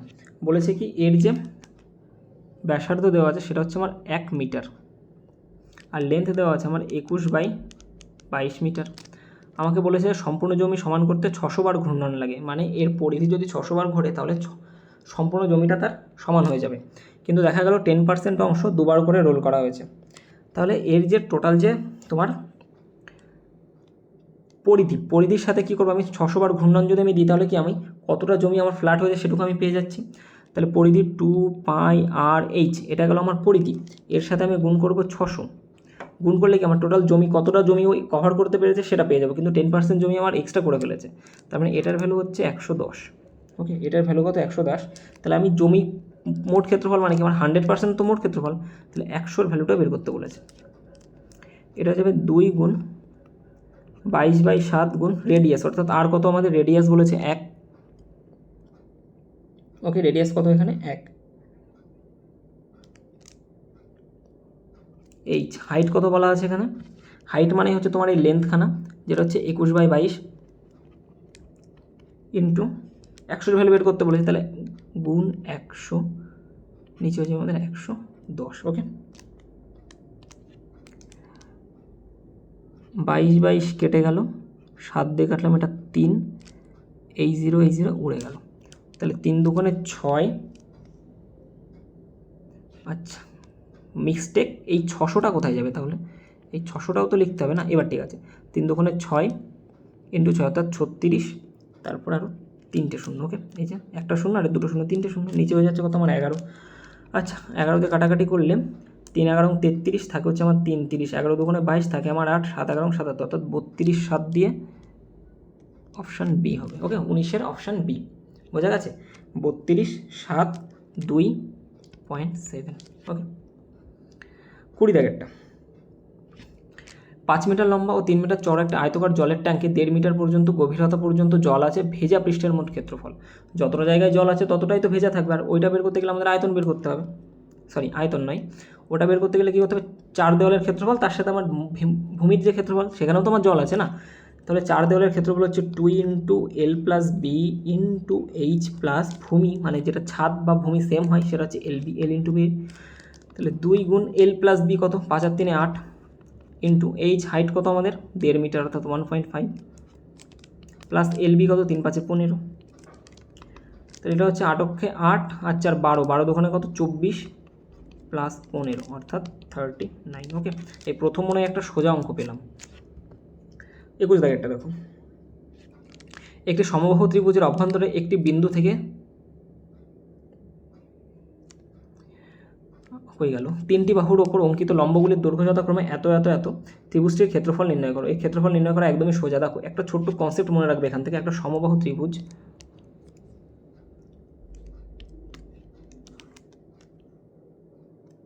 এই যে একটা সমবাহু ত্রিভুজ, ঠিক আছে, দেখতে পাচ্ছ একটা সমবাহু ত্রিভুজ, এর যে কোনো বাহুর থেকে যদি আমি একটা লম্ব অঙ্কন করি যে কোনো জায়গায়, এখানে এটা মনে করো এখানে এসে মিক্সড হয়েছে, আর এটা এখানে গিয়ে মিক্স হয়েছে, এগুলো সব হচ্ছে 90 ডিগ্রি, বোঝা গেল, এগুলো সব কত ডিগ্রি করে 90 ডিগ্রি করে। যদি হয় এর নাম দিয়ে দাও, এগুলো যেহেতু M1, ঠিক আছে, M1 M2 M3, M1 M2 M3, ঠিক আছে, 3টে তোমার লম্ব টানা হয়েছে মিড পয়েন্টে, 3টে লম্ব M1 M2 এবং M3, ঠিক আছে। এর যে হাইটটা হয়, এবার দেখো এই ত্রিভুজের তো একটা হাইট থাকবে, সেম হাইট হয় 3 দিকেই যেহেতু সমবাহু ত্রিভুজ, তাহলে এর যে হাইট হয় H = আমরা কী বলতে পারি, √3/2 × A, এটা হচ্ছে হাইটের সূত্র। আর হাইট কার সমান হয়ে যায় জানো তো, এই 3টের যোগফলের সমান, M1 + M2 + M3, বোঝা গেল, এর হাইটটা এই 3 জনের যোগফলের সমান হয়ে যায়। তাহলে এখান থেকে আমি বের করতে পারবো, বাহু বের করা খুব সোজা, √3/2 × A = M1 M2 M3, অর্থাৎ এই 3 জনকে যোগ করলে কত হয়ে যাচ্ছে বলো তো, এখান থেকে 12 আর 14 26 আর 11 27, 8 5 13 আর 7 20, 27 আর 20 মানে 37 39 হয়ে গেল। তাহলে এখান থেকে এর যে ভ্যালুটা সেটা হয়ে যাচ্ছে 39 × 2/√3। ওকে, ত্রিভুজের ক্ষেত্রফল, আর ত্রিভুজের ক্ষেত্রফলের সূত্র কি, সমবাহু ত্রিভুজের ক্ষেত্রফলের সূত্র হয়ে যায় √3/4 × বাহু স্কোয়ার। তাহলে বসিয়ে দাও সেটাই এখানে, √3/4 × 39 × 2/√3 × 39 ইন্টু 2/√3। তাহলে দেখো √3 কেটে গেল। এই 4কে আমি কাটছি কি দিয়ে, 2 দুগুণে, এই দুটো 2 গুণ করলে 4 হয়েছে, তাহলে এই 4 কেটে গেল। 39/√3 আছে, যেটা আমার অ্যান্সারে নেই, দেখতেই পাচ্ছ। সরি, 39 ইন্টু 39, দুটো 39 নিচে √3, অ্যান্সারে তো নেই। তাহলে কী করবে, 39 ইন্টু 39 ইন্টু √3, নিচে √3 ইন্টু √3, অর্থাৎ একটা √3 দিয়ে আমি উপরে, একটা √3 দিয়ে নিচে গুণ করে দিলাম। তাহলে দেখো √3 কত, 3, আর 3 দিয়ে 39 কাটলে 13, তাহলে 13 ইন্টু 39 √3 হয়ে যাবে। 13 ইন্টু 39কে যদি আমি গুণ করি, 3 নং 27, ইউনিট ডিজিটে 7 আসবে, মানে 507√3। ওকে, 507√3 অপশান এ হবে কারেক্ট অ্যান্সার। ক্লিয়ার হয়ে গেছে এটুকু। 22 দাগেরটা, একটি সিলিন্ডারের বক্রতলের ক্ষেত্রফল এত, যা তার মোট পৃষ্ঠতলের ক্ষেত্রফলের 2/3। ঠিক আছে, সিলিন্ডারের আয়তন নির্ণয় করো। মোট পৃষ্ঠতলের ক্ষেত্রফলের 2/3 কে বক্রতলের ক্ষেত্রফল। তাহলে সিলিন্ডারের বক্রতলের ক্ষেত্রফলের সূত্র কী হয়ে যাবে, 2πr/h। এটা হচ্ছে বক্রতলের ক্ষেত্রফল। আর সমগ্রতলের ক্ষেত্রফল, যেটা মানে মোট পৃষ্ঠতল আর সমগ্রতল একই, সেটার সূত্র কী হয়ে যাবে, 2πr/h প্লাস উপরের আর নিচে দুটো বৃত্ত থাকে, অর্থাৎ 2πr²। ওকে, এদের যে অনুপাতটা সেটা বলা আছে 2/3, অর্থাৎ 2/3। ওকে, তাহলে এখান থেকে 2πr/h বাই, নিচে যদি আমি 2πr কমন নিই, তাহলে h প্লাস r পড়ে থাকে, যেটা হচ্ছে 2/3।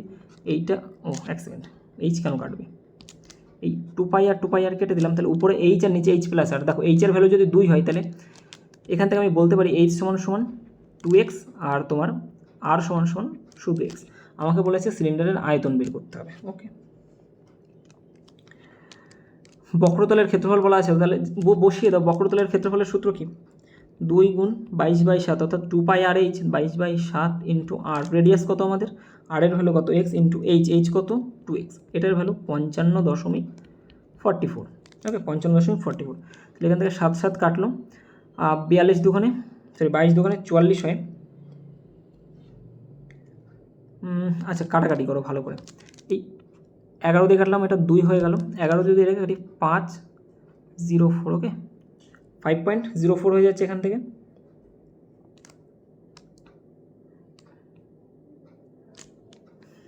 গাধার মতো আমি 7 আর 2 কেটে দিয়েছি। দেখো, 2 দুগুণে 4 দুগুণে 8x, 8x সমান 5.04 ইন্টু এই 7 গুণ হয়ে যাবে। ওকে, তাহলে এখান থেকে এক্সের ভ্যালু হয়ে যাচ্ছে 5.04 ইন্টু 7 বাই, নিচে হয়ে যাবে কত আমার 8। ওকে, তাহলে এখান থেকে এক্সের ভ্যালু কত পেয়ে যাচ্ছি আমি এখান থেকে, 8 দিয়ে যদি কাটি, এটা 6টা 48 থাকে, 2 24, 8 দিয়ে তো কাটে, এটা 8 দিয়ে কাটলে 6 8 48 থাকে আমার, 2 3 8 24, 6.3। ওকে, 6.3 নয়, 3.63। 7 দিয়ে যদি রেখে কাটি, 7 3 21 1, 6 7 42 44। ওকে, এটা হয়ে যাবে আমাদের x স্কোয়ারের ভ্যালু কত হচ্ছে 4.41, আর x এর ভ্যালু হয়ে যাচ্ছে আমাদের 2.1, কারণ রুটের মধ্যে 441 পয়েন্ট থেকে বাদ দিয়ে দাও। 441 মানে কি 21 স্কোয়ার, তাহলে 21 আসবে বাইরে, আর দুটোর আগে বিন্দু ছিল মানে বাইরে আসলে একটার আগে বিন্দু 2.1 হয়ে গেল। তাহলে x এর ভ্যালু 2.1। আমাকে এখানে আয়তনের সূত্র বের করতে বলেছে, তাহলে আয়তনের সূত্র πr²h। তাহলে পাই মানে 22/7 ইন্টু r²। আর কত আমাদের, রেডিয়াস হচ্ছে x এর ভ্যালু, আর x এর ভ্যালু হচ্ছে 2.1 ইন্টু 2.1। ওকে, ইন্টু h এর ভ্যালু কত, 2x মানে ডবল, অর্থাৎ 4.2। এখান থেকে কাটলে এটা 0.6। ওকে,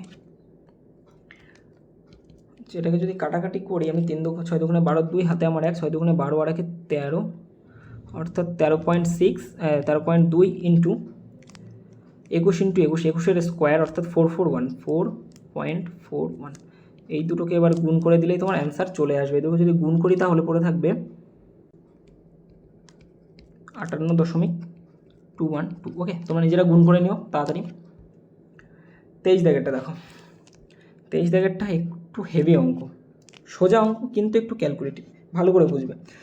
দুটি সিলিন্ড্রিক পাত্রের ধারণ ক্ষমতা ও মাত্রা সমান। ওকে, প্রথমটির ব্যাসার্ধ 14 সেমি বাড়ানো হয়, তাহলে প্রথমটার আগে ব্যাসার্ধ কত ছিল, ফার্স্ট যদি r থাকে তাহলে পরে r + 14 করা হলো।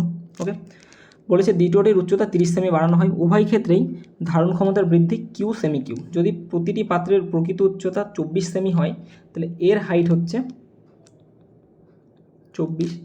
এর ক্ষেত্রেও হাইট কত ছিল আগে? 24 ছিল, পরে দেখো বাড়ানো হয়েছে, অর্থাৎ কত বাড়িয়েছে? উচ্চতা 30 সেমি বাড়ানো হয়েছে, অর্থাৎ 30 বাড়িয়েছে, 24 আর 30 হয়ে যাচ্ছে 54। ওকে, এর হাইট কত? 54। এটুকু ক্লিয়ার হয়েছে? ওকে, তবে কিউ এর মান কত? দেখো এই যে কিউটা বলেছে এটা বৃদ্ধি বলেছে, মানে বেড়েছে যেটা, সেটা হচ্ছে কিউ এর ভ্যালু। তাহলে কিউ এর ভ্যালুটা আমি কী করে বের করবো? প্রথমটার ক্ষেত্রে কিউ এর ভ্যালু বের করতে গেলে মানে আগের এই সিলিন্ড্রিক পাত্রের যে আয়তন কত ছিল, সে আগের আয়তন কত ছিল? পাই আর স্কোয়ার এইচ, এইটা হচ্ছে সূত্র, অর্থাৎ আর প্লাস 14। এটা হচ্ছে পরেরটা, ঠিক আছে? আগেরটা বের করতে গেলে পরেরটার থেকে আমার আগেরটা বাদ দিতে হবে। তাহলে আমি কতটা আমার বেড়েছে বা কতটা আমার বৃদ্ধি হয়েছে সেটা পেয়ে যাচ্ছে। আমি বুঝিয়ে দিচ্ছি, দেখো পাই আর স্কোয়ার এইচ, হাইট কত আমাদের? 24। এটা গেল হচ্ছে আমার পরে, ঠিক আছে? রেডিয়াস যখন আমি বাড়িয়েছি তখন হচ্ছে এইটা থেকে যদি আমি আগে যেটা ছিল মানে 14 সেমি না বাড়ানোর আগে যেটা ছিল, যদি আমি না বাড়াতাম তাহলে তার আগে যেটা ছিল সেটা যদি বাদ দিই তাহলে আমি বেড়েছে কতটা সেটা পেয়ে যাবো। অর্থাৎ এখান থেকে আমার মাইনাস করতে হবে পাই আর স্কোয়ার এইচ, যেটা হচ্ছে 24। ওকে, এটা গেল আমার কিউ এর ভ্যালু। আবার দেখো দ্বিতীয়টার ক্ষেত্রেও সেই একই জিনিস আছে, পাই আর স্কোয়ার এইচ, এর এইচ কত? পরে 54 হয়েছিল, 54। এখান থেকে তোমার বাদ দিতে হবে আগেরটা, অর্থাৎ পাই আর স্কোয়ার 24, আগে 24 ছিল। এটাও আমার কি? কিউ এর ভ্যালু। তাহলে দেখো এইখান থেকে পাই আর স্কোয়ার আর পাই আর স্কোয়ার যদি আমি কমন নিয়ে নিই তাহলে পাই আর স্কোয়ার পড়ে থাকে, আর 54 থেকে 24 চলে গেলে 30। এটাই হচ্ছে আমার কিউ। ওকে, এটাই আমার কিউ। এবার দেখো এটাও আমার আগের আয়তন, এটাও আমার আগের আয়তন, দুটো আয়তনই আমার সমান। তাহলে আমি দুটোকে সমান করে দিতে পারি,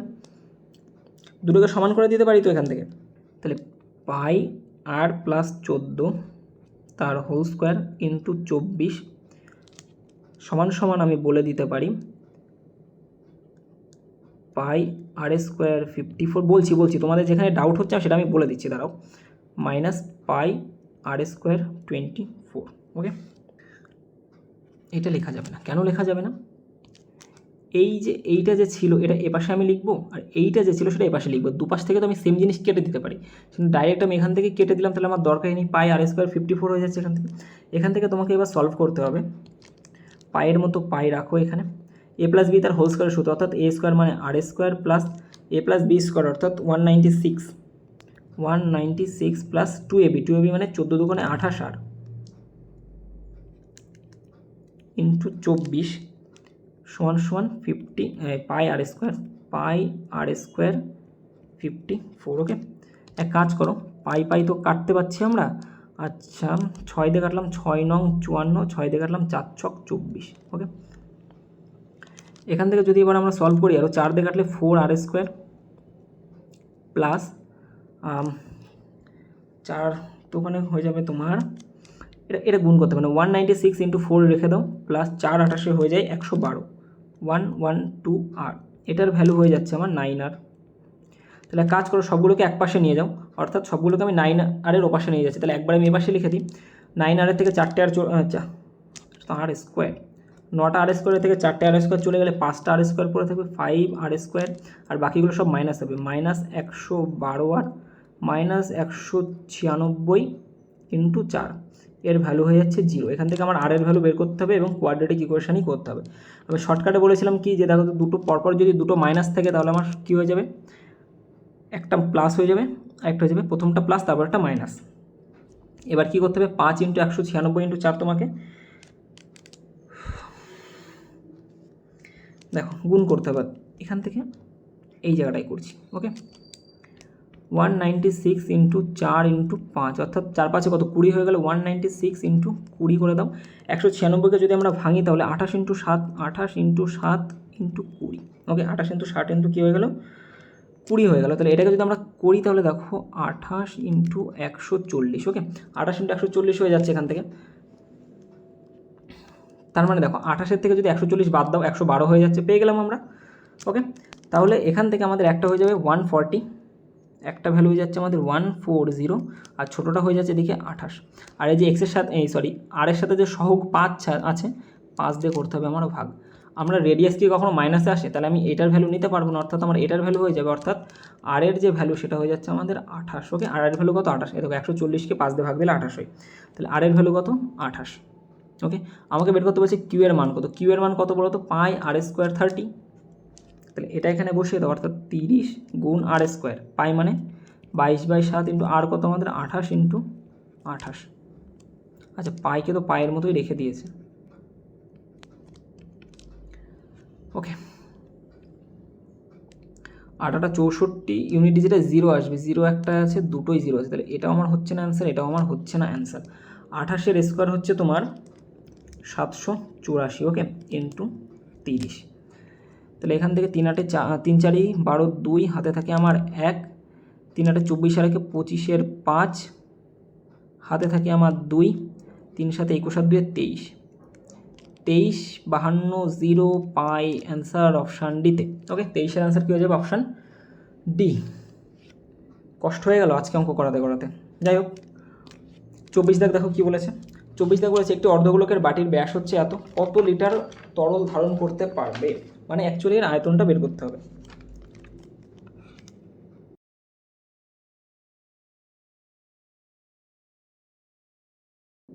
অর্ধগোলক বাটি দেখতে পাচ্ছ, ঠিক আছে, এর ব্যাস বলেছে 11.2, তাহলে ব্যাসার্ধ কত হয়ে যাবে আমার? 11.2/2। ওকে, 11.2/2, এটা হয়ে যাচ্ছে এর ব্যাসার্ধ, সেটা কত আমাদের? 5.6। তাহলে এর আয়তনের সূত্র কী হয়ে যাবে? গোলকের আয়তনের সূত্র 4/3 পাই আর স্কোয়ারে। ওকে, 4/3, ভুল বললাম, 4/3 পাই আর কিউব। ওকে, 4/3 পাই আর কিউব, আর এটা হয়ে যাবে 2/3 পাই আর কিউব।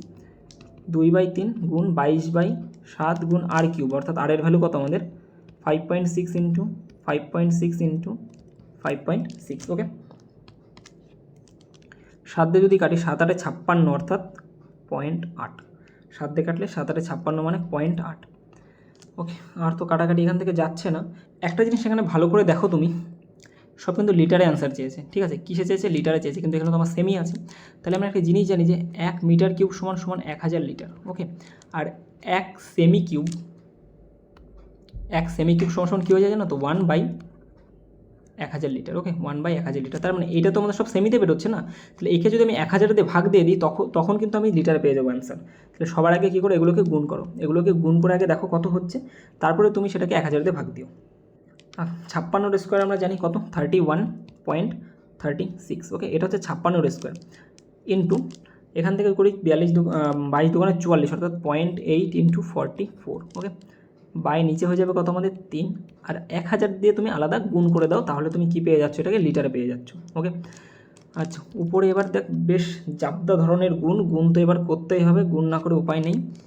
31.36 ইন্টু 4 4, 4 ছক 24, 4 হাতে থাকে 2, 4 3 12, 2 14, 14 4 হাতে থাকে 1, 4 4 আর 5, আর এটা হচ্ছে 4 3 12 ইন্টু 1 2 5 4 4। ওকে, 1 2 5 4 4, 4 4 4 8, 5 4 9, 5 2 7, 2 3 1, একটা দুটো, অর্থাৎ 1379.84 ইন্টু 0.8 বাই নিচে হয়ে যাচ্ছে আমাদের 3 ইন্টু 1000। ওকে, উপরে যদি 0.8 দিয়ে গুণ করে 4 8 32, 2 হাতে থাকে আমার 3, 8 8 64, 65 66 67, 7 হাতে থাকে 6, 8 9 72 আর 6 78, 78-এর 8 হাতে থাকে 7, 7 8 56 আর 7 7 13 63, 3 হাতে থাকে 6। ওকে, 8 13 104 আর 6 110, 1 1 0 1 2 3 1 2 3 111 13। ওকে, 3 ইন্টু 1000। এক কাজ করো, এটাকে এই উপরেটাকে তুমি 3 দিয়ে ভাগ করে নাও। ওকে, 3 দিয়ে তুমি যদি ভাগ করে নিতে পারো তাহলে তার 3 ঘর আগে বিন্দু দিয়ে দেবে, আর এটাকে 3 দিয়ে ভাগ করলে হয়ে যায়, এখান থেকে অ্যান্সার বলা যায়। দেখো 11.3কে যদি আমি 3000 দিয়ে ভাগ করি, নিশ্চয়ই আমার 2 আসবে না, এখানে 2 পয়েন্ট এত লিটার তো হবে না, যাই হোক আমার 0 পয়েন্টটাই অ্যান্সারটা আসবে। ঠিক আছে, 0 পয়েন্ট অ্যান্সার আসবে, তাহলে এটাও আমার হচ্ছে না, এটাও আমার হচ্ছে না। এবার দেখো 0.3 দিয়ে যদি আমি এটাকে ভাগ করি, 3 3 9, 3-এর বেশি তো যাচ্ছে না, কিন্তু এখানে 5 আছে, 3 5 15, মানে এই ভ্যালুটা 11 মানে 11 দিয়ে শুরু হয়েছে, তো এটা কমপক্ষে আমার 15 দিয়ে শুরু হতে হতো, তবে আমার এটা অ্যান্সার আসতো। তো এটাও আমার হচ্ছে না, কারেক্ট অ্যান্সার হচ্ছে অপশন এ। কিছু কিছু ক্ষেত্রে আমাদের এইভাবে কিন্তু দিমাগ লাগিয়ে কাজ করতে হবে, না হলে একটু লেট হয়ে যাবে। 25 দাগ আর আজকে লাস্ট অঙ্ক এটা, ঠিক আছে, আজকে লাস্ট অঙ্ক। আজকে 25টা অঙ্কই আমি করাচ্ছি, কারণ 25টাই অঙ্ক কিন্তু একদম তাগড়া লেভেলের অঙ্ক, সেই জন্য আজকে 25টা অঙ্ক করলাম। তোমরা 2 থেকে 3 বার ভালোভাবে রিভাইজ করো, ভালোভাবে প্র্যাকটিস করো। নেক্সট ভিডিওতে বাকিগুলো করিয়ে দেওয়ার চেষ্টা করছি। এখানে কি বলেছে যে একটি ফাঁপা সিলিন্ড্রিক পাইপের বাহ্যিক ও আভ্যন্তরীণ ব্যাস যথাক্রমে 10 সেমি ও 6 সেমি, এর দৈর্ঘ্য 21 সেমি হলে মোট পৃষ্ঠতল কত?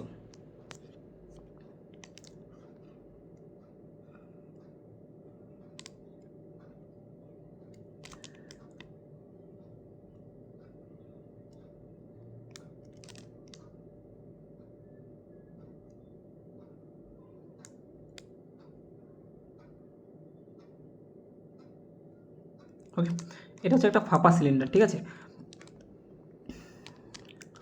এটা একটা ফাঁপা সিলিন্ডার, বাহ্যিক ও অভ্যন্তরীণ ব্যাস যথাক্রমে 10 আর 6, মানে বাইরেরটা এখান থেকে এই বড় যেটা আছে সেটা হচ্ছে আমাদের 10, মানে বড়টার ক্ষেত্রে আমি ব্যাস বলেছি, তাহলে রেডিয়াস কত হয়ে যাবে? অর্ধেক হয়ে যাবে, তার মানে 5, আর ছোটোটার ক্ষেত্রে হয়ে যাবে 3। এর দৈর্ঘ্য হচ্ছে 21 সেমি, এখান থেকে এই পর্যন্ত হচ্ছে 21 সেমি মোট পৃষ্ঠতলের ক্ষেত্রফল।